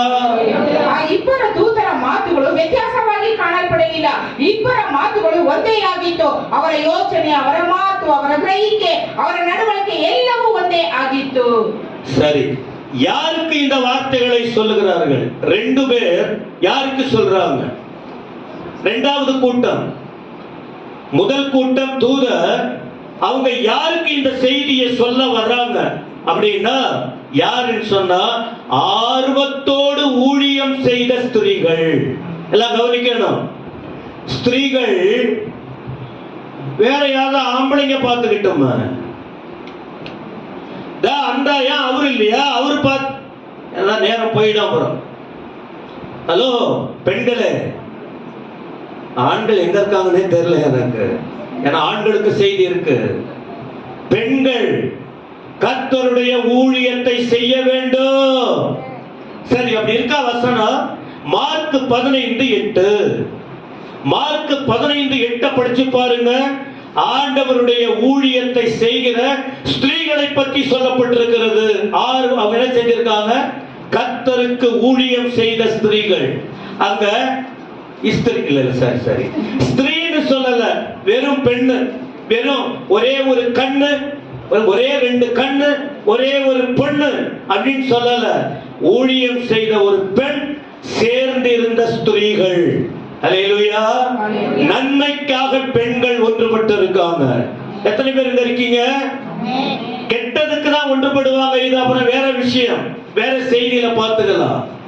இன்னைக்கு சொல்ற வார்த்தை, சர்ச்சில் இருக்கிற பெண்மணிகள், நீங்கள் கர்த்தருக்காக ஒன்றுபட்டால் ஐக்கியத்தை வளர்க்க முடியும். குடும்ப ஐக்கியத்தை வளர்க்க முடியும், சபை ஐக்கியத்தை வளர்க்க முடியும், அவர் ராஜ்யத்துக்காக பல காரியத்தை செய்ய முடியும். ஒற்றுமை தேவை. ஸ்திரீகளுக்குள்ளே ஒற்றுமை தேவை. ಮಾರ್ಕನು ಬರೆದ ಸುವಾರ್ತೆ 16ನೇ ಅಧ್ಯಾಯ 8ನೇ ವಚನದಲ್ಲಿ ನೋಡುತ್ತೇವೆ. ನೋಡುತ್ತೇವೆ. 15:8 இல்லையா? 14 சொல்லுங்க, நான் பார்க்கிறேன். ಮಾರ್ಕನು ಬರೆದ ಸುವಾರ್ತೆ 15:8ನೇ ವಚನದಲ್ಲಿ ನೋಡುತ್ತೇವೆ, ಆಸಕ್ತಿಯಿಂದ ಇದನ್ನು ಸೇವೆ ಮಾಡಿದ ಸ್ತ್ರೀಯರ ಬಳಿಗೆ ದೇವತರು ಹೇಳಿದಂತ ಮಾತುಗಳು ಏನು ಎಂಬುದಾಗಿ ಬರೆಯಲ್ಪಟ್ಟಿದೆ. இல்லையா? 15 இல்ல இருக்கு, நான் படிச்சேன். இருங்க, எங்க இருக்குன்னு போடுறேன். சரி, என்னன்னு சொன்னா 15:40 இருக்கு. என்ன? சில ஸ்திரீகளும் தூரத்தில் இருந்து பார்த்து கொண்டிருந்தார்கள். அவர் கலிலேயாவில் இருந்தபோது அவருக்கு பின் சென்று ஊழியம் செய்து வந்த மகதலேனா மரியாளும், சின்ன யாக்கோபுக்கும் யோசேக்கும் தாயாகிய மரியாளும், சலோமே என்பவர்களும், அவருடனே கூட எருசலேமுக்கு வந்திருந்த வேறு அநேக ஸ்திரீகளும் அவர்களோட இருந்தார்கள். பாருங்க, அப்போ ஸ்திரீகளின் கூட்டம் ஒன்று, ஒரு தனி ஆளல்ல. கர்த்தருடைய ஊழியத்தை செய்வதற்கு ஒரு ஸ்திரீகளின் கூட்டம் ஒற்றுமையாயிருந்தார்கள். ஸ்திரீகளின் கூட்டம். ஹல்லேலூயா. இவங்களுக்கு தான் தூதர் சொல்லுகிறார், ஸ்திரீகளே மறந்துடாதீங்க, இயேசு உயிரோடு எழுந்தார்னு சொல்லியிருக்காரு. மறந்து போயிட்டு செத்து போன தெய்வம் விலகி போகாதீங்க. பெண்கள் பெண்கள் பெண்கள் உயிருள்ள தேவனுக்கு ஊழியம் செய்யுங்க. சத்தம் ஆமென் சொல்லுங்களேன். கொஞ்சம் கையை தட்டி ஆமென் சொல்லுங்களேன். தட்டி தட்டி சொல்லுங்க, கை தட்டி ஆமென். ಮಾರ್ಕನು ಬರೆದ ಸುವಾರ್ತೆ 15:40-41ನೇ ವಚನ. ಇದರಂತೆ ಅಲ್ಲಿ ಸ್ತ್ರೀಯರು ಸಹ ದೂರದಿಂದ ನೋಡುತ್ತಿದ್ದರು. ಇವರಲ್ಲಿ ಆತನು ಗಲಿಲಾಯದಲ್ಲಿದ್ದಾಗ ಆತನನ್ನು ಹಿಂಬಾಲಿಸಿ ಸೇವೆ ಮಾಡುತ್ತಿದ್ದವರಾದ ಮಗ್ದಲದ ಮರಿಯ, ಚಿಕ್ಕ ಯಾಕೋಬನ ಮತ್ತು ಯೋಸೆಯ ತಾಯಿಯಾದ ಮರಿಯ, ಸಲೋಮೆ ಎಂಬುವರು, ಆತನ ಸಂಗಡ ಯೆರೂಸಲೇಮಿಗೆ ಬಂದಿದ್ದ ಇನ್ನೂ ಅನೇಕ ಸ್ತ್ರೀಗಳು ಇದ್ದರು. சரி, இந்த செய்தியை யார் சொல்றது? முதலில் கண்டதான தூதர்கள், செகண்ட் லெவல்ல இருக்கிறதான பெண்மணிக்கு ஒருத்தவங்க ஒரு நல்ல காரியத்தை கண்ட பின்பு, கேட்ட பின்பு மற்றவங்களுக்கு என்ன செய்யணும்? அல்ல கவனிங்க, கெட்டதை நான் சொல்லிட்டேன் ஏற்கனவே. கெட்டது சொன்னால் யாரும் நம்பாதீங்க. சொன்னவர்களுக்கும் ஆபத்து, கேட்கிறவர்களுக்கும் ஆபத்து. முதல் கோணை முற்றும் கோணை. அப்ப இந்த முதல் முடிவு நல்லதா நடக்க வேண்டுமானால் கெட்டதுக்கு காது கொடுத்து கேட்காதீங்க. நல்லதுக்கு காது கொடுத்து கேட்டீங்கன்னா உங்க வாழ்க்கை, உங்கள் சந்ததி ஆசீர்வாதமாக இருக்கும். சத்தமாமே. இடது கையை உயர்த்துறீங்க, நீங்க மட்டும் உயர்த்தலாமா? சரி, சொல்லுங்க. ಸೇವೆ ಮಾಡುತ್ತಿದ್ದ ಸ್ತ್ರೀಯರನ್ನು ಕುರಿತು ಯಾರು ಹೇಳಿದರೆ, ಮೊದಲನೆಯ ದೂತನು ಅವರಿಗೆ ಹೇಳಿದರು, ಆದ್ದರಿಂದ ನಾವು ಕೆಟ್ಟ ಕಾರ್ಯಗಳನ್ನು ಹೇಳುವಂತ ಗುಂಪಿನ ಕಡೆಗೆ ನಮ್ಮ ಗಮನವನ್ನು ಕೊಡದೆ ಒಳ್ಳೆಯದನ್ನು ಹೇಳುವಂತ ಗುಂಪಿನ ಕಡೆಗೆ ನಾವು ಗಮನವನ್ನು ಕೊಟ್ಟು ಆತನಿಗಾಗಿ ಜೀವಿಸುವುದಕ್ಕೆ ಪ್ರಯಾಸ ಪಡಬೇಕು. எங்களுக்கு பசியா இருக்கு ஐயா, சீக்கிரம் முடிச்சிருங்கன்னு சொல்றவங்க சத்தமா வலது கையை உயர்த்தி ஆமென் சொல்லுங்க பார்க்கலாம். ஒருத்தவங்க கூட என்ன அடுத்து ஏதாவது ஒரு வார்த்தை சொல்லிடுவோம், இன்னும் 12 கூட ஆகலையே அப்படின்னு சொல்லிடுவாங்க. Very good. கர்த்தருடைய வார்த்தை மனுஷன் அப்பத்தினாலே மாத்திரமல்ல, அவருடைய வாயிலிருந்து புறப்படுகிற ஒவ்வொரு வார்த்தையினாலும் பிழைப்பார். முதல்ல இப்போ ஏன்னா நம்ம ஒரு மணிக்கு மேல போக போறது இல்ல. தேவ வார்த்தை தான் உங்கள் ஆத்துமாவின் பிழைப்புக்கு காரணம். அல்லேலூயா சொல்லுங்க. என்ன சோர்ந்து போற நீங்க, பலவீனப்படுற நீங்க, கஷ்டப்படுற நீங்க, கர்த்தருடைய வார்த்தையில நிரம்பிட்டீங்கன்னா உங்களை எந்த சாத்தானாலும் அசைக்க முடியாது. அல்லேலூயா. தமிழ்நாடு அல்லேலூயா. ನಾವು ಅನೇಕ ಸಾರಿ ಲೋಕದಲ್ಲಿ ಇರುವುದರಿಂದ ಅನೇಕ ಕಾರ್ಯಗಳಲ್ಲಿ ಸೋತು ಹೋಗುವವರಾಗಿರುತ್ತೇವೆ, ಚಿಂತೆಯಲ್ಲಿರುತ್ತೇವೆ, ಕಳವಳದಲ್ಲಿರುತ್ತೇವೆ, ದುಃಖದಲ್ಲಿರುತ್ತೇವೆ. ಆದರೆ ದೇವರ ವಾಕ್ಯವು ನಮ್ಮನ್ನು ಎಲ್ಲದರಿಂದ ಬಿಡುಗಡೆ ಕೊಡುವಂತದ್ದಾಗಿದೆ. ஏன் தூதர்களுக்கு உயிர்த்தெழுதலின் செய்தி கேட்ட உடனே வந்து உட்கார்ந்தாங்க? கொஞ்சம் கவனிக்கணும், அதான் கொஞ்சம் உள்ள போயிட்டா கஷ்டம்.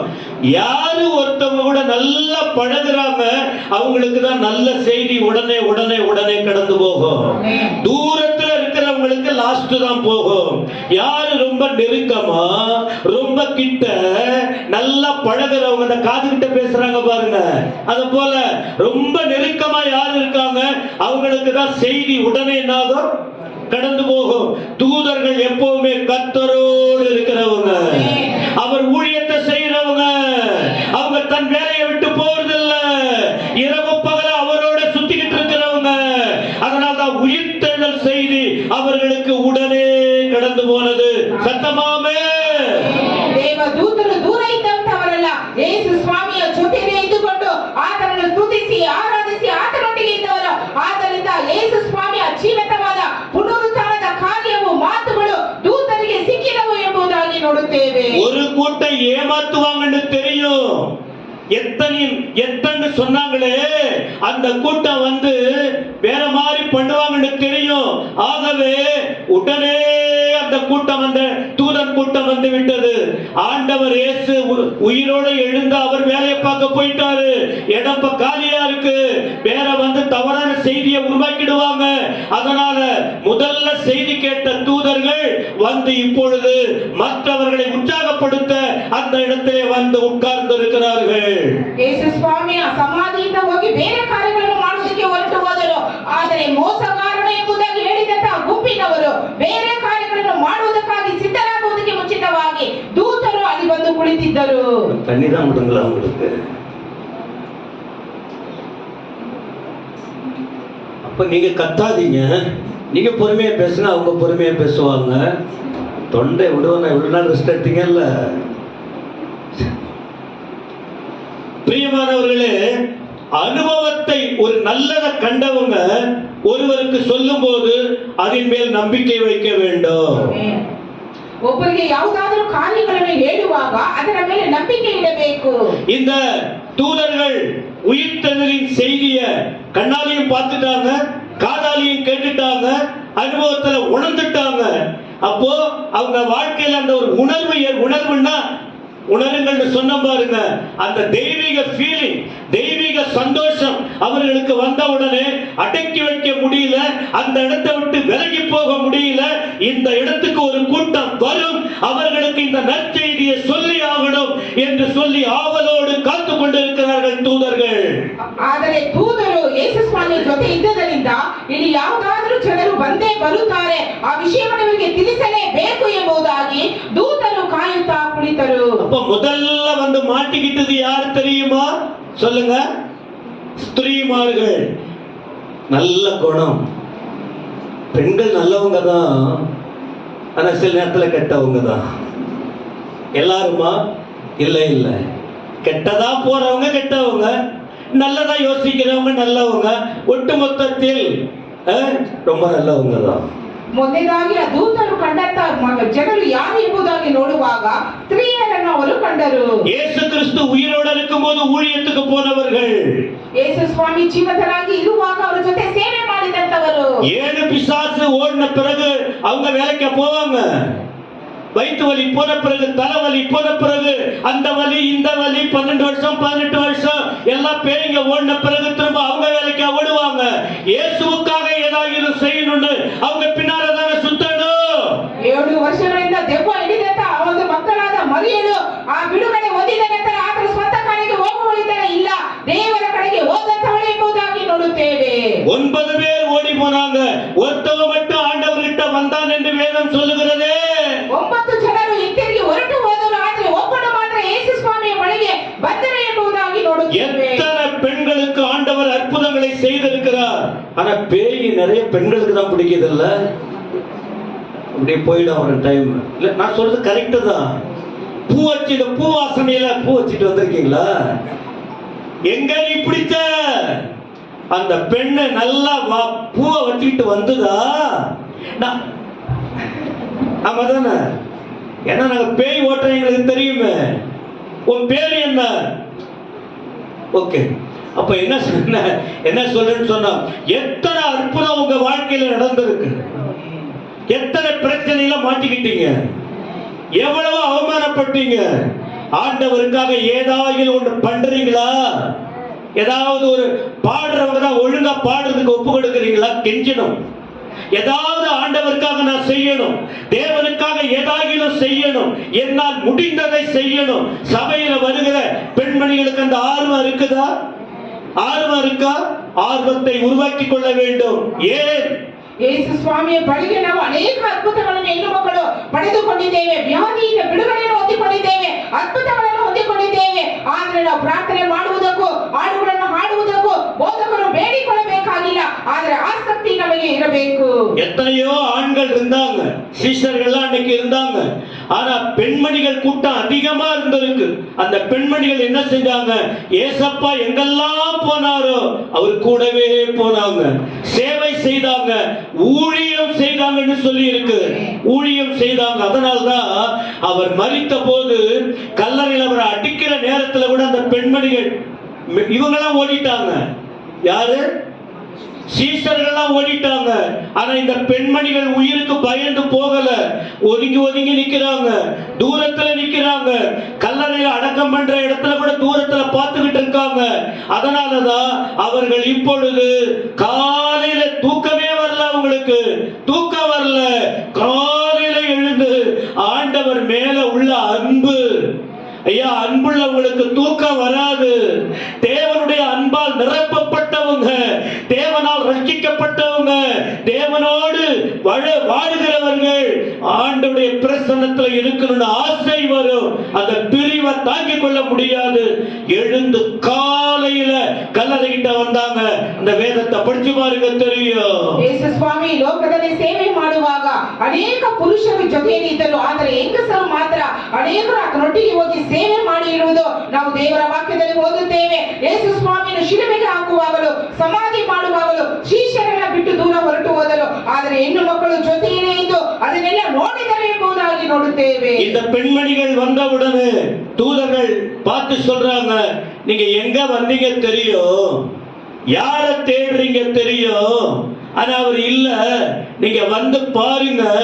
பார்க்கிறது மட்டும் இல்ல, மத்தேயு 28:7 சீக்கிரமா போங்க, இயேசு எழுந்தார்னு உங்க சீஷர்களுக்கு சொல்லுங்க என்பதை அடுத்துள்ள வார்த்தைகள் குறிப்பிடுகிறது. ಅನಂತರ ದೂತರು ಹೇಳಿದ್ದಾರೆ, ನೀವು ಏನು ಹುಡುಕುತ್ತೀರಿ ಎಂದು ಬಲ್ಲೆನೋ, ಇಲ್ಲಿ ಇಲ್ಲ, ತಾನು ಹೇಳಿದಂತೆ ಎದ್ದಿದ್ದಾನೆ ಎಂಬುದನ್ನು ಹೇಳಿದ ನಂತರ 7ನೇ ವಚನದಲ್ಲಿ ನೋಡುತ್ತೇವೆ, ನೀವು ಬೇಗ ಹೋಗಿ ಆತನ ಶಿಷ್ಯರಿಗೆ ಸತ್ತವನು ಬದುಕಿದ್ದಾನೆ, ಆತನು ನಿಮ್ಮ ಮುಂದೆ ಗಲಿಲಾಯಕ್ಕೆ ಹೋಗುತ್ತಾನೆ ಎಂಬುದಾಗಿ ಹೇಳಿದೆ ಎಂಬುದಾಗಿ ಹೇಳುತ್ತಾರೆ. என்ன செஞ்சிருக்கணும் தெரியுமா? அவங்க ஒரு பெண்மணிகள் அது எப்படி ஓடுவாங்க சொல்லுங்க? உடனே வீட்டுக்கு போயிருப்பாங்க, என்னென்னவோ பண்ணிருப்பாங்க. அதான் சொன்ன, தேவனால் நன்மை பெற்றவர்கள், ரட்சிக்கப்பட்டவர்கள் யாரு தடை செய்தாலும் சரி, என்ன உயிரை போகும்போது போகட்டுமே. ஆண்டவருடைய அன்புக்குள்ளே வந்தவர்கள் மற்றதை பற்றி கவலைப்பட மாட்டாங்க. என் தேவனுக்காக ஏதாகிலும் ஒண்ணு. எத்தனை பேருக்குமா கவனிக்கிறீங்க? எத்தனை பேர் காதுக்குள்ள போகிறது இந்த வார்த்தை? அவங்க என்ன செஞ்சாங்க தெரியுமா? இந்த செய்தி கேட்ட பிறகு தூதன் இடத்துல பெண்கள் மெதுவா மெதுவா நடக்கல, ஆம போலையா எப்படியோ மெதுவா நடக்கல, ஓட்டமா ஓடுறாங்க. மெலிசா இருந்தாங்களா? அவங்க குண்டு குண்டா இருந்தாங்களா? எப்படி? எனக்கு தெரிஞ்சு குண்டு குண்டா இருந்திருக்க மாட்டாங்க. ஏன்? நடந்து நடந்து நடந்து தானே ஊழியம் செய்தாங்க. சொல்லுங்க எல்லாரும்.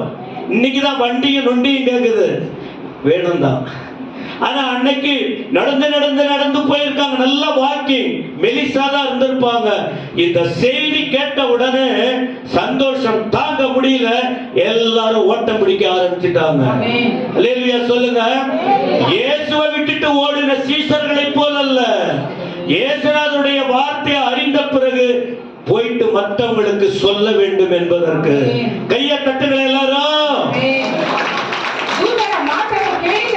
ಸ್ತ್ರೀಯರು ಅಲ್ಲಿ ನಿಂತುಕೊಳ್ಳಲಿಲ್ಲ, ಅವರು ಭಯದಿಂದಲೂ ಸಂತೋಷದಿಂದಲೂ ಬೇಗ ಸಮಾಧಿಯ ಬಳಿಯಿಂದ ಹೊರಟು ಹೋದರು ಎಂಬುದಾಗಿ 8ஆம் வசனம் பாருங்க.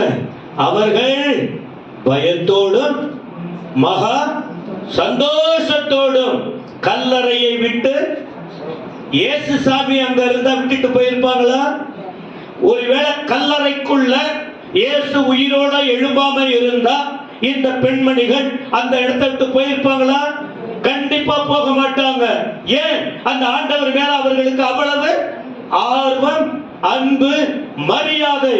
அன்பு மரியாதை எல்லாம் இருக்கிறவங்க அடப்போட எவனாவது எப்படியாவது போட்டுட்டு போக, ஹல்லேலூயா, அன்புக்கு அடிமையா மாறிடுவாங்க. தப்பான அன்பை சொல்லல, தெய்வ அன்பை நான் சொல்லிக் கொண்டிருக்கிறேன். தேவனுடைய அன்பை அறிந்த ஜனங்கள் சும்மா இருக்க முடியாது. இவங்க என்ன செஞ்சாங்க சொல்லிடுங்க, அப்புறம் சொல்றோம்.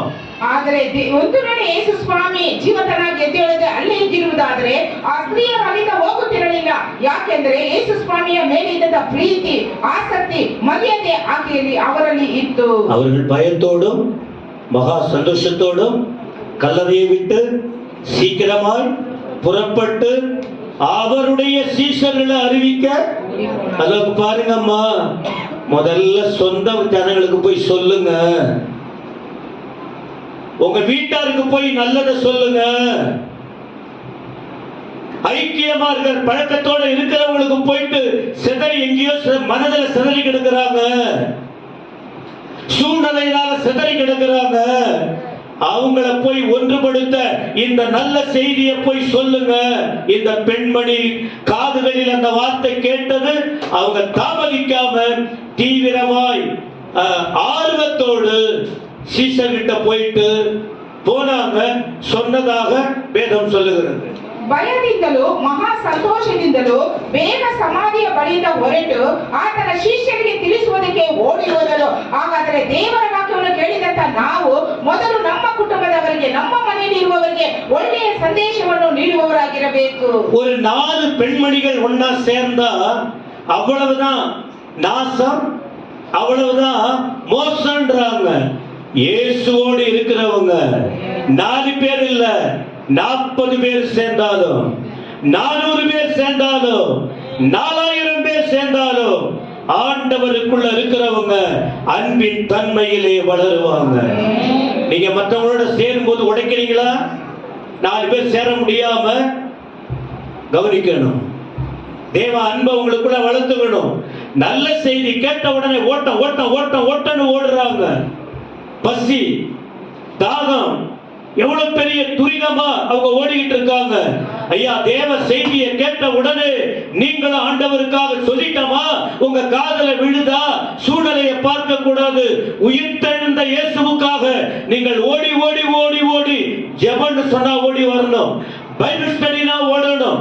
எங்கேயாவது போய் இயேசுவை போய் சொல்லணும். சத்தமாவே ಯೇಸು ಸ್ವಾಮಿ ಜೊತೆಲಿದ್ದಂತ ಸ್ತ್ರೀಯರು 40 ಜನ ಇದಕ್ಕಿಂತ ಹೆಚ್ಚಾಗಿದ್ದರು ಸಹ, ಎಷ್ಟೇ ಜನರಿದ್ದರು, ದೇವರ ಮೇಲೆ ಅವರಿಗಿದ್ದಂತ ಪ್ರೀತಿ, ಆಸಕ್ತಿ, ಮರ್ಯಾದೆ, ಘನತೆ ಇದ್ದದರಿಂದ ಅವರ ಕಾರ್ಯವನ್ನು ಹೇಳುವುದಕ್ಕಾಗಿ ಅವರು ವೇಗವಾಗಿ ಓಡಿದರು. ನಾವು ಸಹ ಸಭೆಯಲ್ಲಿ ನಡೆಯುವಂತ ಉಪವಾಸ ಪ್ರಾರ್ಥನೆ, ಬೈಬಲ್ ಸ್ಟಡಿ, ಊಟಗಳು ಎಲ್ಲದಕ್ಕೂ ಬೇಗ ಓಡಿ ಬಂದು ದೇವರ ಸಮ್ಮುಖದಲ್ಲಿ ಇರಬೇಕು ಎಂಬುದಾಗಿ ನೋಡುತ್ತೇವೆ. ஆண்டவருக்காக தூதர்கள் ஐக்கியமா இருந்தாங்க.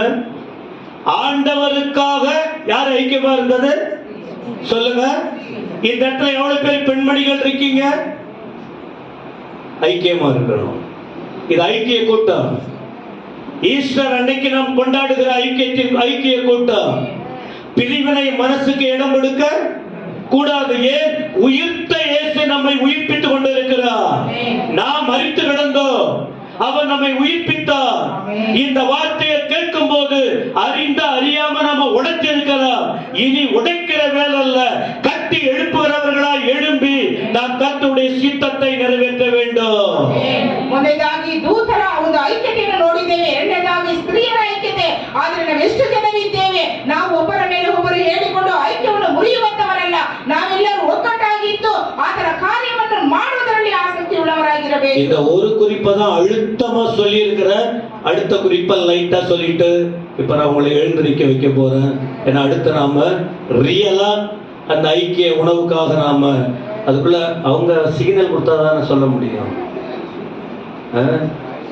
ஆயிடுச்சா? அப்ப முடிச்சிடலாமா?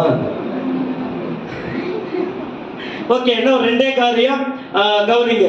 மூன்றாவது என்ன தெரியுமா? இப்போ தூதர்கள் செய்தி கொடுத்தாங்க, ஸ்திரீகள் ஊழியத்துல ஆர்வம் செலுத்தினாங்க. இப்ப சீசர்கள் தங்கள் தீவிரவாதத்தை வெளிப்படுத்துறாங்க. தீவிரம் என்னது? தீவிரம் என்னது? 28ஆம் அதிகாரம் மத்தேயு 28:11 முதல் பாருங்க. 28, மத்தேயு 28 11 முதலா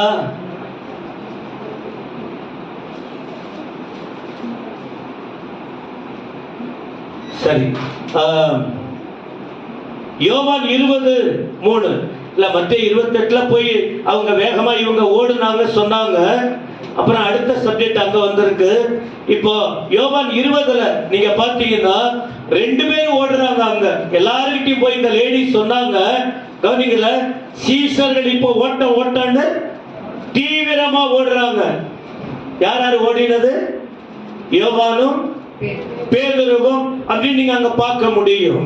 ಯೋಹಾನು ಬರೆದ ಸುವಾರ್ತೆ 20ನೇ ಅಧ್ಯಾಯದಲ್ಲಿ ನಾವು ನೋಡುತ್ತೇವೆ, ಅವರು ಸ್ತ್ರೀಯರು ಹೋಗಿ ಅವರು ಹೇಳಿದ ತಕ್ಷಣ ಶಿಷ್ಯರು ಅವರಿಬ್ಬರು ಜೊತೆಯಾಗಿ ಓಡಿದರು. ಅದರಲ್ಲಿ ಪೇತ್ರನು ಆತನನ್ನು ಮೊದಲನೇದಾಗಿ ಮುಂದೆ ಓಡಿದನು ಎಂಬುದಾಗಿ ನೋಡುತ್ತೇವೆ. மற்ற இடத்துல பேதுரு மட்டும் ஓடினான்னு சொல்லி இருக்கும்.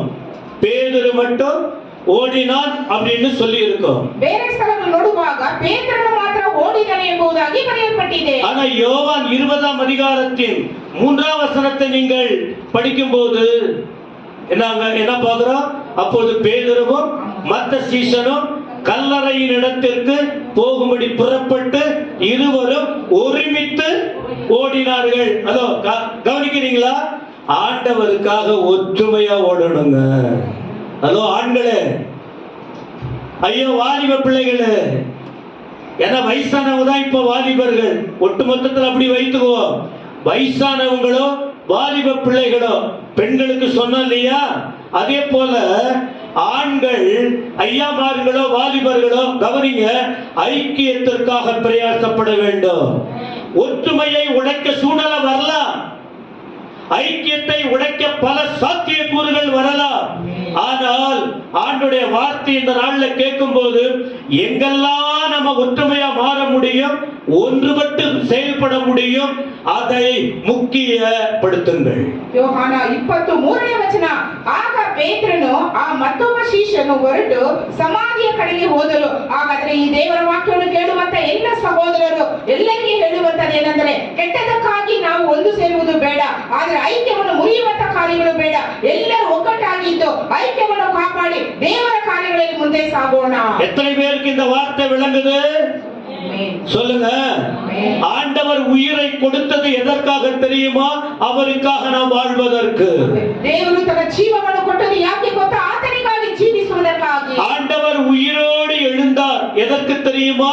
நாம் உயிரோடு இருந்து அவருக்காக ஏதாயிலும் ஒன்றை செய்வதற்கு. ಯೇಸು ಸ್ವಾಮಿ ಜೀವಂತವಾಗಿ ಎದ್ದರು ಯಾಕೆ ಗೊತ್ತಾ? ನಾವು ಜೀವಂತವಾಗಿರುವವರು ಆತನಿಗಾಗಿ ಏನಾದರೂ ಮಾಡುವುದಕ್ಕಾಗಿ. எல்லா பிரச்சனையும் வருது இல்லைன்னு சொல்லல. ஆண்டவருடைய வார்த்தையை கேட்டு நீங்க ஆண்டவரை பிடிச்சுக்கிட்டு வசனத்தை அறிந்து ஓடுங்க. பிசாசு கிரியில் இருந்து உங்களை கர்த்தர் தப்புவிக்க வல்லவராய் இருக்கிறார். ஆண்டவரை விட்டு விலகினாதான் பிரச்சனை. ஆண்டவருடைய எல்லைக்குள்ள இருக்கிற வரைக்கும் நீங்க கவலைப்பட வேண்டிய அவசியம் இல்லை. அல்லேலூயா. அவர் உங்களை பாதுகாக்க, சுமக்க, தாங்கி நடத்த, எந்த பாதையில கொண்டு போகணும் அதை கொண்டு போய் சேர்ப்பதற்கு அவர் போதுமான தேவனாக இருக்கிறார். ಲೋಕದಲ್ಲಿ ಸಮಸ್ಯೆಗಳು ಬರುವಾಗ ಆತನನ್ನು ಬಿಟ್ಟು ನಾವು ದೂರ ಹೋಗುವುದಲ್ಲ. ಆ ಸಮಸ್ಯೆಗಳ ಕಷ್ಟಗಳ ಮಧ್ಯದಲ್ಲಿ ಆತನನ್ನು ಹಿಡಿದುಕೊಳ್ಳುವಾಗ ಆತನು ಅದರಿಂದ ನಮಗೆ ಬಿಡುಗಡೆ ಕೊಡುತ್ತಾರೆ. மூன்றாவது, நாலாவது, ஏன்னா நம்ம டைம் சொன்னேன், நான் சீக்கிரம் உங்களுக்கு முடிக்கிறேன்னு சொன்னேன். பிபி சுகர்லாம் ஏற்கனவே சொல்லிட்டாங்க. அதனால ஆரம்பத்திலேயே அதெல்லாம் நீங்க வெளியில போயிட்டு அதை பண்ணுன்னு சொல்லிட்டேன். இதை நம்ம தான் பேச போறோம், ஆலயத்துல நிறைய கற்றுக் கொடுக்க போறோம். அப்பப்போ இப்போ 4வது ஒண்ணு என்ன தெரியுமா? பாருங்க, தூதர்கள் யாரோட இருக்காங்க? தேவனோட இருக்காங்க. தூதர்கள் யாரோட இருக்காங்க? தேவனோட. தூதர்கள் ஒண்ணா இருந்திருக்காங்க. ದೇವದೂತರು ಯಾರೊಟ್ಟಿಗೆ ಇರುತ್ತಾರೆ? ದೇವರ ಜೊತೆಗೆ ಇರುತ್ತಾರೆ. ಆ ದೂತರೆಲ್ಲರೂ ಒಗ್ಗಟ್ಟಿನಿಂದ ಇದ್ದಾರೆ. ஸ்திரீகள் பல குடும்பத்துல பிறந்தவங்க ஆண்டுடைய அன்புக்குள்ள வந்த பிறகு அவங்கள ஒண்ணா இருந்தாங்க, இருக்க முடிந்தது. பெண்மணிகள் ஐக்கியமா இருக்க முடிந்தது. ಸ್ತ್ರೀಯರು ನೋಡುವಾಗ ಅನೇಕ ಕುಟುಂಬಗಳಿಂದ ಬಂದಂತವರು, ಆದರೂ ಅವರು ಐಕ್ಯವಾಗಿ ಇದ್ದರು. சீஷர்களும் அப்பப்போ முரட்டு குணமா இருந்தாலும் அவங்க என்ன செஞ்சாங்க? ஒன்றுபட்டு ஊழியம் செய்திருக்காங்க. இப்ப மட்டும் அல்ல, இதற்கு பிறகும் ஆண்டவருக்காக ஊழியம் செஞ்சிருக்காங்க. கல்லடி, சொல்லடி, கட்டி விட்டு எல்லா பாடும் பட்டு இயேசுவுக்காக உயிரை கொடுத்திருக்காங்க. ಶಿಷ್ಯರು ಸಹ ಅನೇಕ ಊರುಗಳಿಂದ ಬೇರೆ ಮನೆಯಿಂದ ಬಂದವರಾಗಿದ್ದರು, ಕಠಿಣ ಹೃದಯ ಉಳ್ಳವರಾಗಿದ್ದರು. ಅನೇಕ ಬಾಧೆಗಳನ್ನು ಅನುಭವಿಸಿದರು, ದೇವರಿಗಾಗಿ ಐಕ್ಯವಾಗಿ ಇದ್ದರು. இது எல்லாத்துக்கும் முன்மாதிரி என்ன தெரியுமா? தெய்வீகம் ஆண்டவர் இயேசுவின் உயிர்த்தெழுதலில் ஒன்றுபட்டு இருக்கிறது.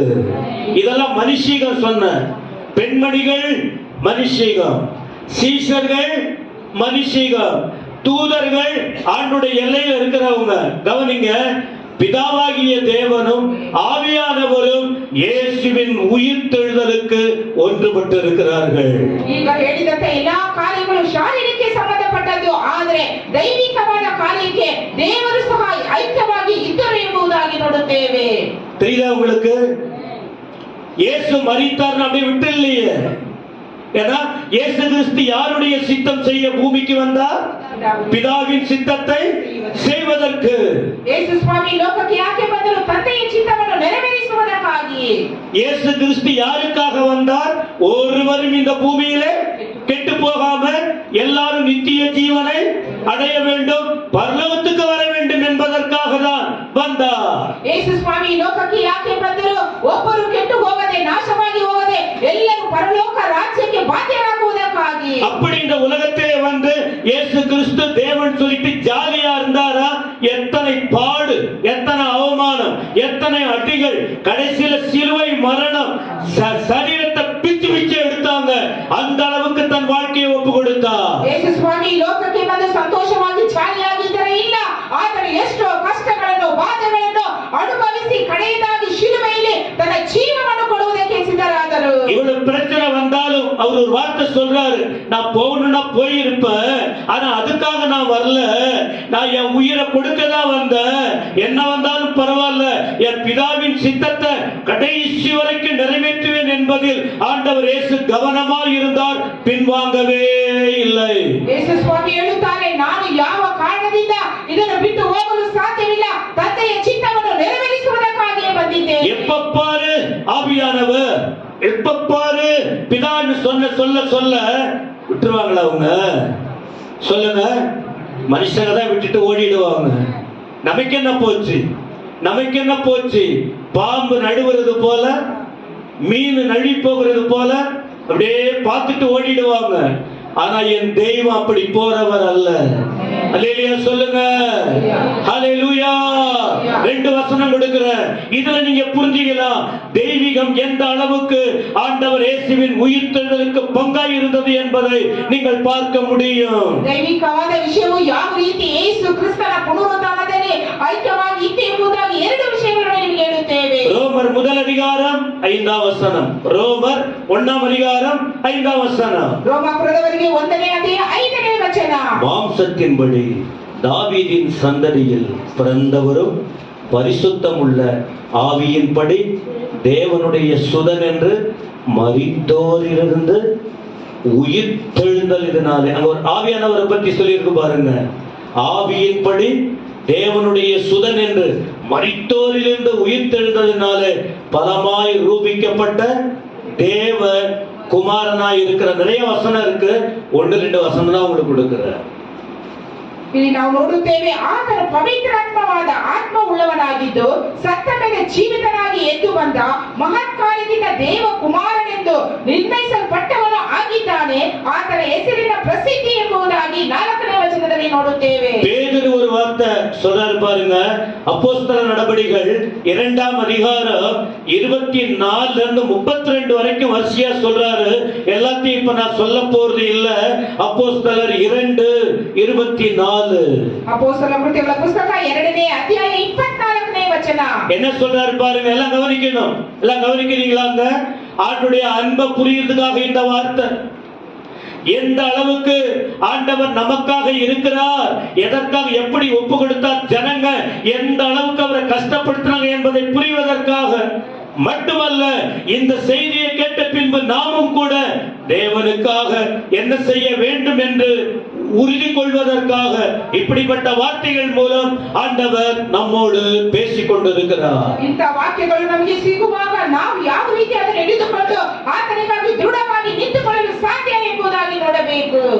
அந்த இயேசுவை நீங்கள் பிடித்து, பேதுரு சாட்சி சொல்றார், உயிரோடு எழுந்த இயேசுவை அறிந்த பின்பு பேதுரு அபிஷேகத்தை பெற்ற பின்பு இப்ப ஊழியத்துக்கு போயிட்டார். அந்த நேரத்துல சொல்றாரு, அப்படி இருந்தும் 23ஆம் வசனம் 2:23, தேவன் நிர்ணயித்திருந்த ஆலோசனைப்படியையும் அவருடைய முன்னறிவிப்பின்படியையும் ஒப்பு கொடுக்கப்பட்ட அந்த இயேசுவை நீங்கள் பிடித்து அக்கிரமக்காரனுடைய கைகளினாலே சிலுவையில் ஆணி அடித்து கொலை செய்தீர்கள். 23ನೇ ವಚನ, ಆ ಯೇಸು ದೇವರ ಸ್ಥಿರ ಸಂಕಲ್ಪಕ್ಕೂ ಭವಿಷ್ಯ ಜ್ಞಾನಕ್ಕೂ ಅನುಸಾರವಾಗಿ ಒಪ್ಪಿಸಲ್ಪಟ್ಟಿರಲು ನೀವು ಅನ್ಯ ಜನರ ಕೈಯಿಂದ ಆತನನ್ನು ಶಿಲುಬೆಗೆ ಹಾಕಿಸಿ ಕೊಂದಿರಿ. 24ஆம் வசனம் பாருங்கள். தேவன், எந்த தேவன்? பிதாவாகிய, இப்ப பிதாவாகிய தேவன் ஆவியானவர் கூட இருக்கிறாரு.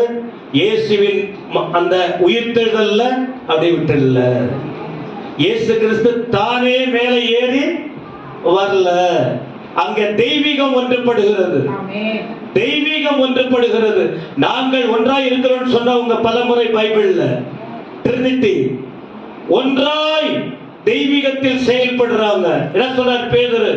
தேவன் அவருடைய மரண உபாதியின் கட்டை அவிழ்த்து அவரை எழுப்பினார்.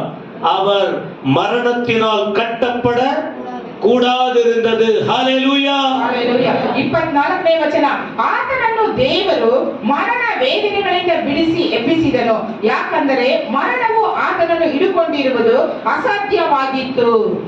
கடைசியா டைம் இல்ல, அவரை பாருங்க.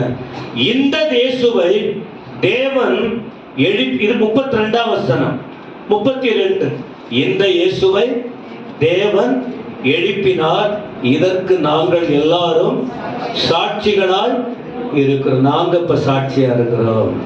இயேசு கல்லறைக்குள்ள இல்ல, அவர் உயிரோடு எழுந்தார். அவரை எந்த தூதனாலும் எழுப்ப முடியல, எந்த ஸ்திரீகளாலும் எழுப்ப முடியல, எந்த சீசர்களாலும் எழுப்ப முடியல. எப்பவுமே என் பிதா என் பிதா என் பிதான்னு நம்பி இருந்தார் பாருங்க. அந்த பிதாவே இவரை ஜீவனோடு எழுப்பினார். ஹல்லேலூயா. தெய்வத்தின் மேல நம்பிக்கை உள்ளவங்க என்னைக்கு கட்டப்பட்ட நிலையில் இருக்க போவது இல்லை. அவர் அவர்களை கட்டுகளை அவிழ்த்து உயிரோடு எழுப்ப வல்லவராய் இருக்கிறார். 32ನೇ ವಚನ, ಈ ಯೇಸುವನ್ನೇ ದೇವರು ಎಬ್ಬಿಸಿದನು, ಇದಕ್ಕೆ ನಾವೆಲ್ಲರೂ ಸಾಕ್ಷಿಗಳಾಗಿದ್ದೇವೆ. கவனிக்கிறீங்களா எல்லாரும்? இப்ப இவ்வளவு செய்தியை கேட்டோம். என்ன விஷயம்? முதல்ல உங்களுக்கு சொல்றேன், இயேசு கிறிஸ்துவை போல இந்த பூமியிலே நம்மை அழிப்பதற்கு, நம்மை தெய்வீகமா இருக்க முடியாதபடிக்கு பிசாசு பல காரியத்தை செய்தாலும் நம்ம என்ன செய்யணும்னா, ஆண்டவர் இயேசு எப்படி பரலோகத்தையே நம்பி இருந்ததனால நாம் ஒவ்வொருவரும் எப்பவுமே எல்லாவற்றுக்கும் யார் மேல நம்பிக்கையா இருக்கணும்? கொஞ்சம் சத்தமா சொல்லுங்க, எல்லாம் சொல்லுங்க சொல்லுங்க. நிறைய வசனம் இருக்கு, ஞாயிற்றுக்கிழமையில பார்க்க போறோம். வாழ்ந்தாலும் சரி, செத்தாலும் சரி, எது வந்தாலும் சரி, நமக்கு நம்பிக்கை யார் மேல இருக்கணும்? சொல்லுங்க. நான் நம்பிக்கையா இருப்பேன்னு சொல்லுவீங்களா? கையை உயர்த்தி சொல்லுங்க. ஆமா. இல்ல யார் மேல நம்பிக்கை வைப்பீங்க? கையை உயர்த்தி தான் சொல்லுங்களேன். யார் மேல நம்பிக்கை? யார் மேல நம்பிக்கை? புருஷன் மேல நம்பிக்கையா? பிள்ளைங்க மேல நம்பிக்கையா? எந்த மனுஷன் மேல நம்பிக்கை இல்ல, ஏசப்பா மேல நம்பிக்கைன்னு சொல்றவங்க கையை உயர்த்துங்க. ஏன் தெரியுமா? இந்த தெய்வத்தின் மேல நம்பிக்கை வைக்கிறவங்க கைவிடப்படுவதில்லை. எந்த பாதையில போனாலும் அவர்களை கர்த்தர் எழுப்பி நிறுத்துவதற்கு வல்லவராய் இருக்கிறார். கரங்களை தட்டி கர்த்தருக்கு நன்றி சொல்லுங்கள். ನಾವು ದೇವರ ಮೇಲೆ ನಂಬಿಕೆ ಇಡುವುದಾದರೆ ಆತನು ಎಂದಿಗೂ ನಮ್ಮನ್ನು ಕೈ ಬಿಡುವಂತ ದೇವರಲ್ಲ. ಲೋಕದ ಮೇಲೆ ನಾವು ನಂಬಿಕೆ ಇಡುವುದಾದರೆ ನಾವು ಅನಾಥರಾಗಿ ಇರುವುದಕ್ಕೆ ಸಾಧ್ಯವಾಗುತ್ತದೆ. இதுவரைக்கும் அந்த ஆண்டவர் மேல நம்பிக்கை வச்சதனாலதான் எத்தனை பாடுகள் வந்தது. வியாதி, மரணம், தனிமை, நஷ்டங்கள், போராட்டங்கள், அளவுக்கு மீறி பிரச்சனைங்க, கொரோனா, எல்லாரும் என்ன வராம இல்ல. எல்லாவற்றின் மத்தியிலும் நீங்க நம்பிக்கை இல்லாத போனவங்களை கூட கர்த்தர் காத்துக்கிட்டு இருக்கிறாரு. ஏன் தெரியுமா? இன்னும் நீங்கள் நம்பிக்கை வைப்பதற்கு. ஹல்லேலூயா.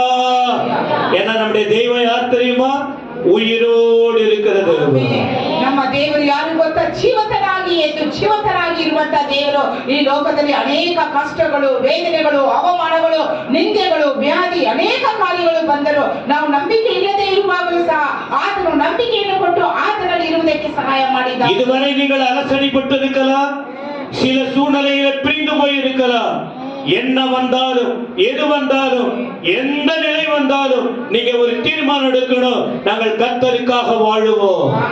ஏன்னா இவரை விட்டால் வேற தெய்வம் இல்லை. இவர்தான் உயிரோடு இருக்கிற தேவன். உன் புருஷன் பாதி வயசுலயே போயிட்டாரு, அவரை நடத்திக்கிட்டு இருந்தாரு. ஆனா கடைசி வரைக்கும் நம்முடைய ஆத்தும மணவாளர் ஆண்டவராகிய இயேசுவை விட்டுறாதீங்க. எத்தனை பேர் பின்மாற்றமா போயிட்டாங்க.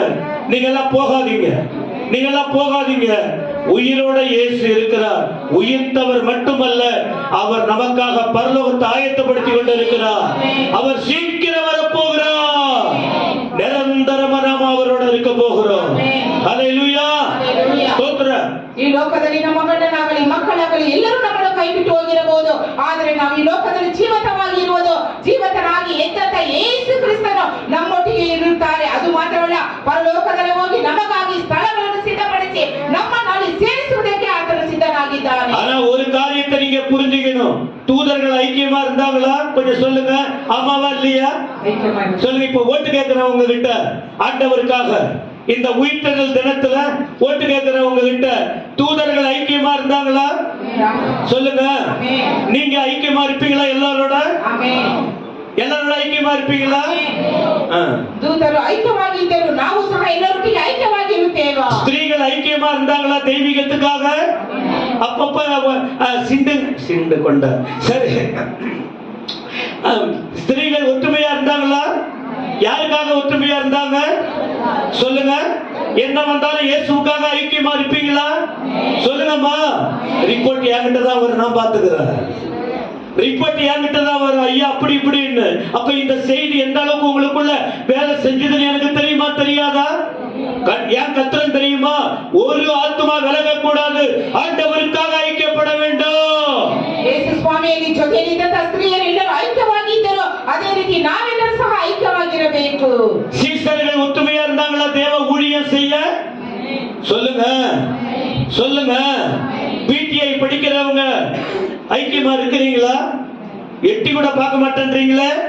இயேசு தெய்வத்தை அறிந்து நீங்க கற்றுக்கொண்டு கிராமங்களுக்கு போகணும், பல இடத்துக்கு போகணும், இயேசுவை சொல்லணும்னு சொல்லும்போது எட்டி கூட பார்க்கலையே, ஒத்துமையாவா இருக்கீங்க? நீங்க கொஞ்சம் மனசு வச்சு வந்து கற்றுக்கொள்ளுங்க. உயிர்த்தெழுந்த இயேசுவுக்காக ஏதாவது ஒரு படி எடுத்து வைங்க.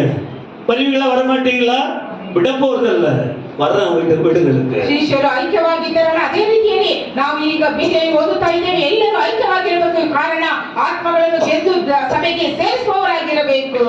பிதாவையே முக்கியப்படுத்தின இயேசுவ பரலோகம் கைவிட்டதா? சொல்லுங்க எல்லாரும். எப்ப பாரு தெய்வம் தெய்வம் இல்ல. நீங்க இதை கொஞ்சம் கவனிக்கணும். அல்ல புருஷன்மார்களை சொல்லுங்க, அட மனைவிமார்களை சொல்லுங்க. நான் எப்ப பாரு கோயில் கோயில் கோயில், எப்ப பாரு ஜபம் ஜபம் ஜபம், எப்ப பாரு பைபிள் பைபிள், எப்ப பாரு தோத்திரம் ஆத்திரம் சொல்றீங்களே, இதுதான் நம்மளை வாழ வைக்கிறது. இதுதான் கடைசி வரை நம்ம பரலோகத்தில் சேர்க்கிறது. எப்ப பாரு என் பிதா பிதா பிதான்னு சொன்னார், பரலோகம் என் இயேசுவை கைவிடவில்லை. ನಮ್ಮ ಕುಟುಂಬಗಳಲ್ಲಿ ಇರುವವರು ಯಾವಾಗಲೂ ಸಭೆ ಸಭೆ ಎಂಬುದಾಗಿ, ಸೇವೆ ಆರಾಧನೆ ಎಂಬುದಾಗಿ, ಹೋಗುತ್ತೀವಿ ಎಂಬುದಾಗಿ ಹೇಳಬಹುದು. ಆ ದೇವರೇ ನಮಗೆ ಸಹಾಯವನ್ನು ಮಾಡುವರು. ಅದೇ ರೀತಿ ಯೇಸು ಸ್ವಾಮಿ ತಂದೆಯನ್ನು ನಂಬಿದ್ದರಿಂದ ತಂದೆಯಾದ ದೇವರು ಯೇಸು ಸ್ವಾಮಿಯ ಜೊತೆಯಲ್ಲಿದ್ದು ಆತನನ್ನು ಸಂತೈಸಿದರು. ಸಂಗೀತ 133 1 முதல் 3 கடைசியா சொல்றேன். சங்கீத 133 வசனம் 1 முதல் 3. அங்க சங்கீதக்காரன் சொல்லுகிறார், இந்த 4 குறிப்புகளுக்கு பின்னால நமக்கு ஆண்டவர் கற்றுக் கொடுக்கிற காரியம் என்ன? என் அன்பு சபையே, மூப்பர்களே, பிதவை தாய்மார்களே, சகோதர சகோதரிகளே, வாலிப பிள்ளைகளே, நீங்க எல்லாரும் சரி. நீ சொல்றீங்க சொல்ல வேண்டாமா? ஏற்ற தாழ்வு இருக்கலாம், பிரச்சனைங்க வந்திருக்கலாம், வரலாம், எது வேணாலும் வரலாம். இந்த 2024 ஆண்டவர் உயிர்த்தெழுந்த இந்த நாளில் தேவன் நமக்கு கொடுக்கிற செய்தி கடைசியே என்ன தெரியுமா? இந்த கொஞ்ச காலம் இந்த உலகத்துல வாழ போறோம். நான் சொல்ற வார்த்தை எத்தனை காதுல விழுது மகேந்திரா?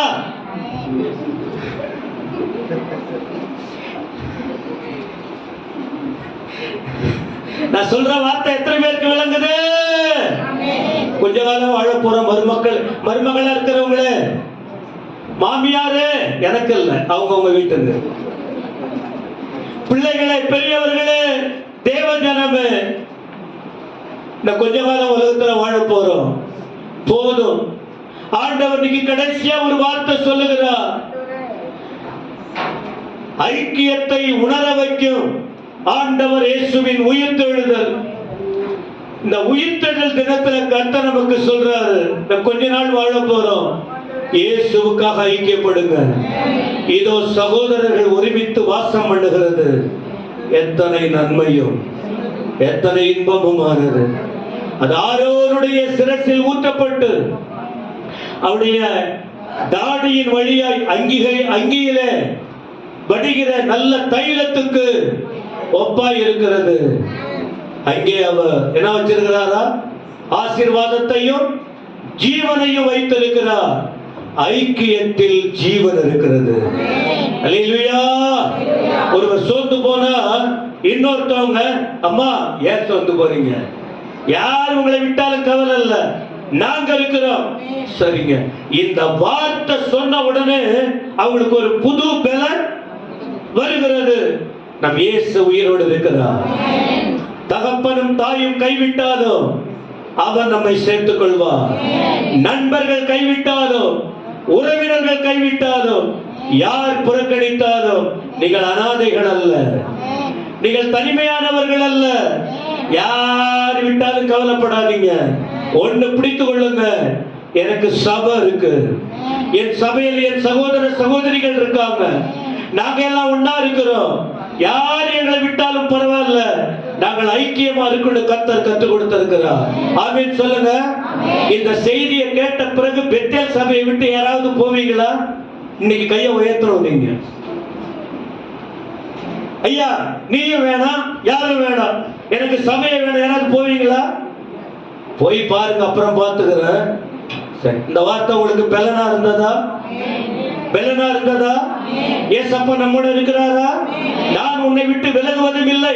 உயிர்த்தெழுந்த இயேசு சொல்லுகிறார், நான் உன்னை விட்டு விலகுவதும் இல்லை, உன்னை கைவிடுவதும் இல்லை.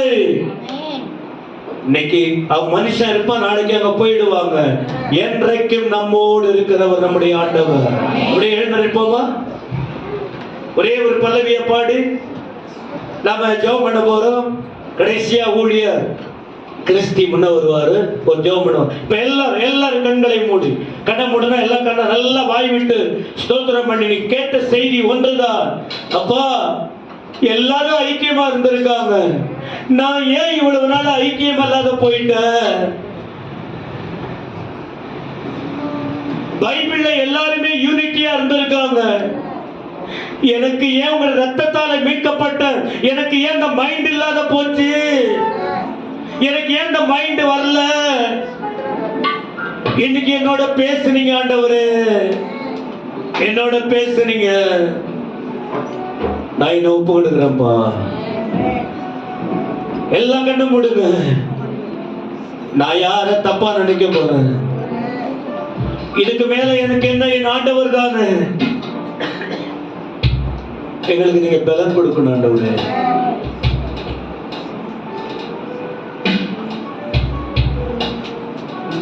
நீங்க இல்லாம எங்களால முடியாதுப்பா.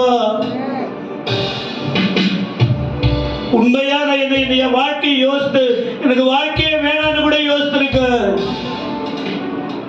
நான் எனக்கு பயப்படணும், நான் எனக்கு கவலைப்படணும். நீங்க எங்களோட இருக்கிறதுனால எல்லாரும் கரங்களை உயர்த்தி வாய்களை திறந்து கர்த்தரை ஸ்தோத்திரம் பண்ணுவோமா?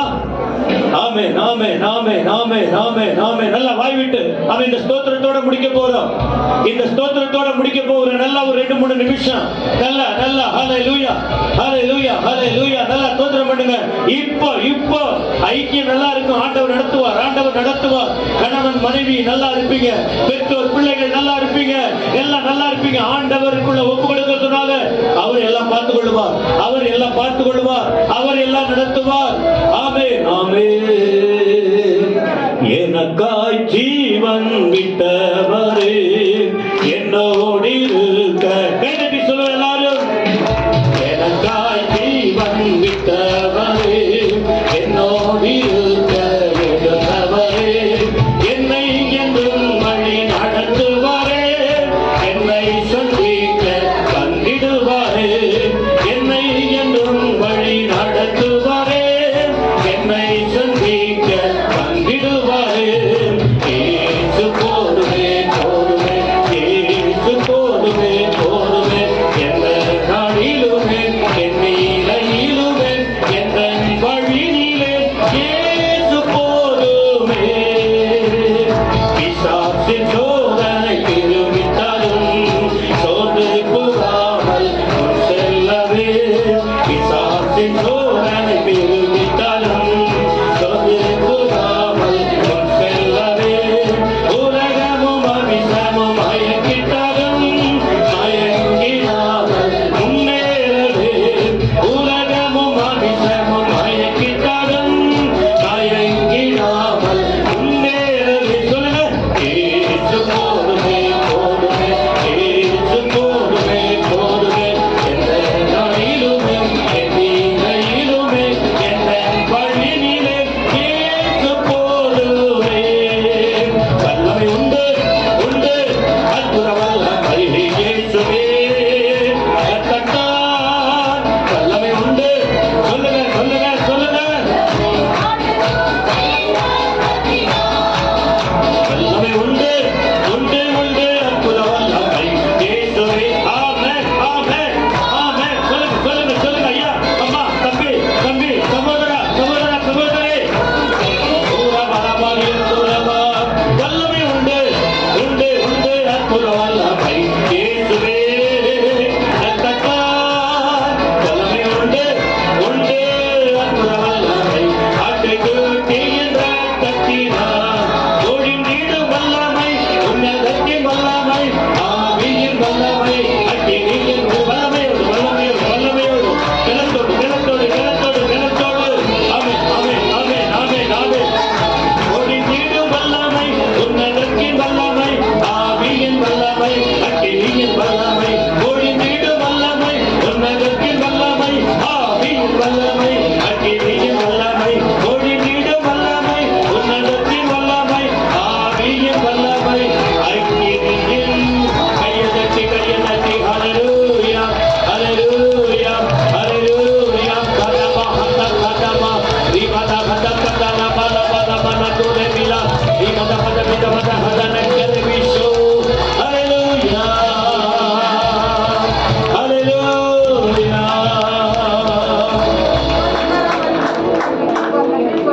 உம்பல்ல செயல்கள் நினைத்து நினைத்து உள்ளமே பொங்குதையா,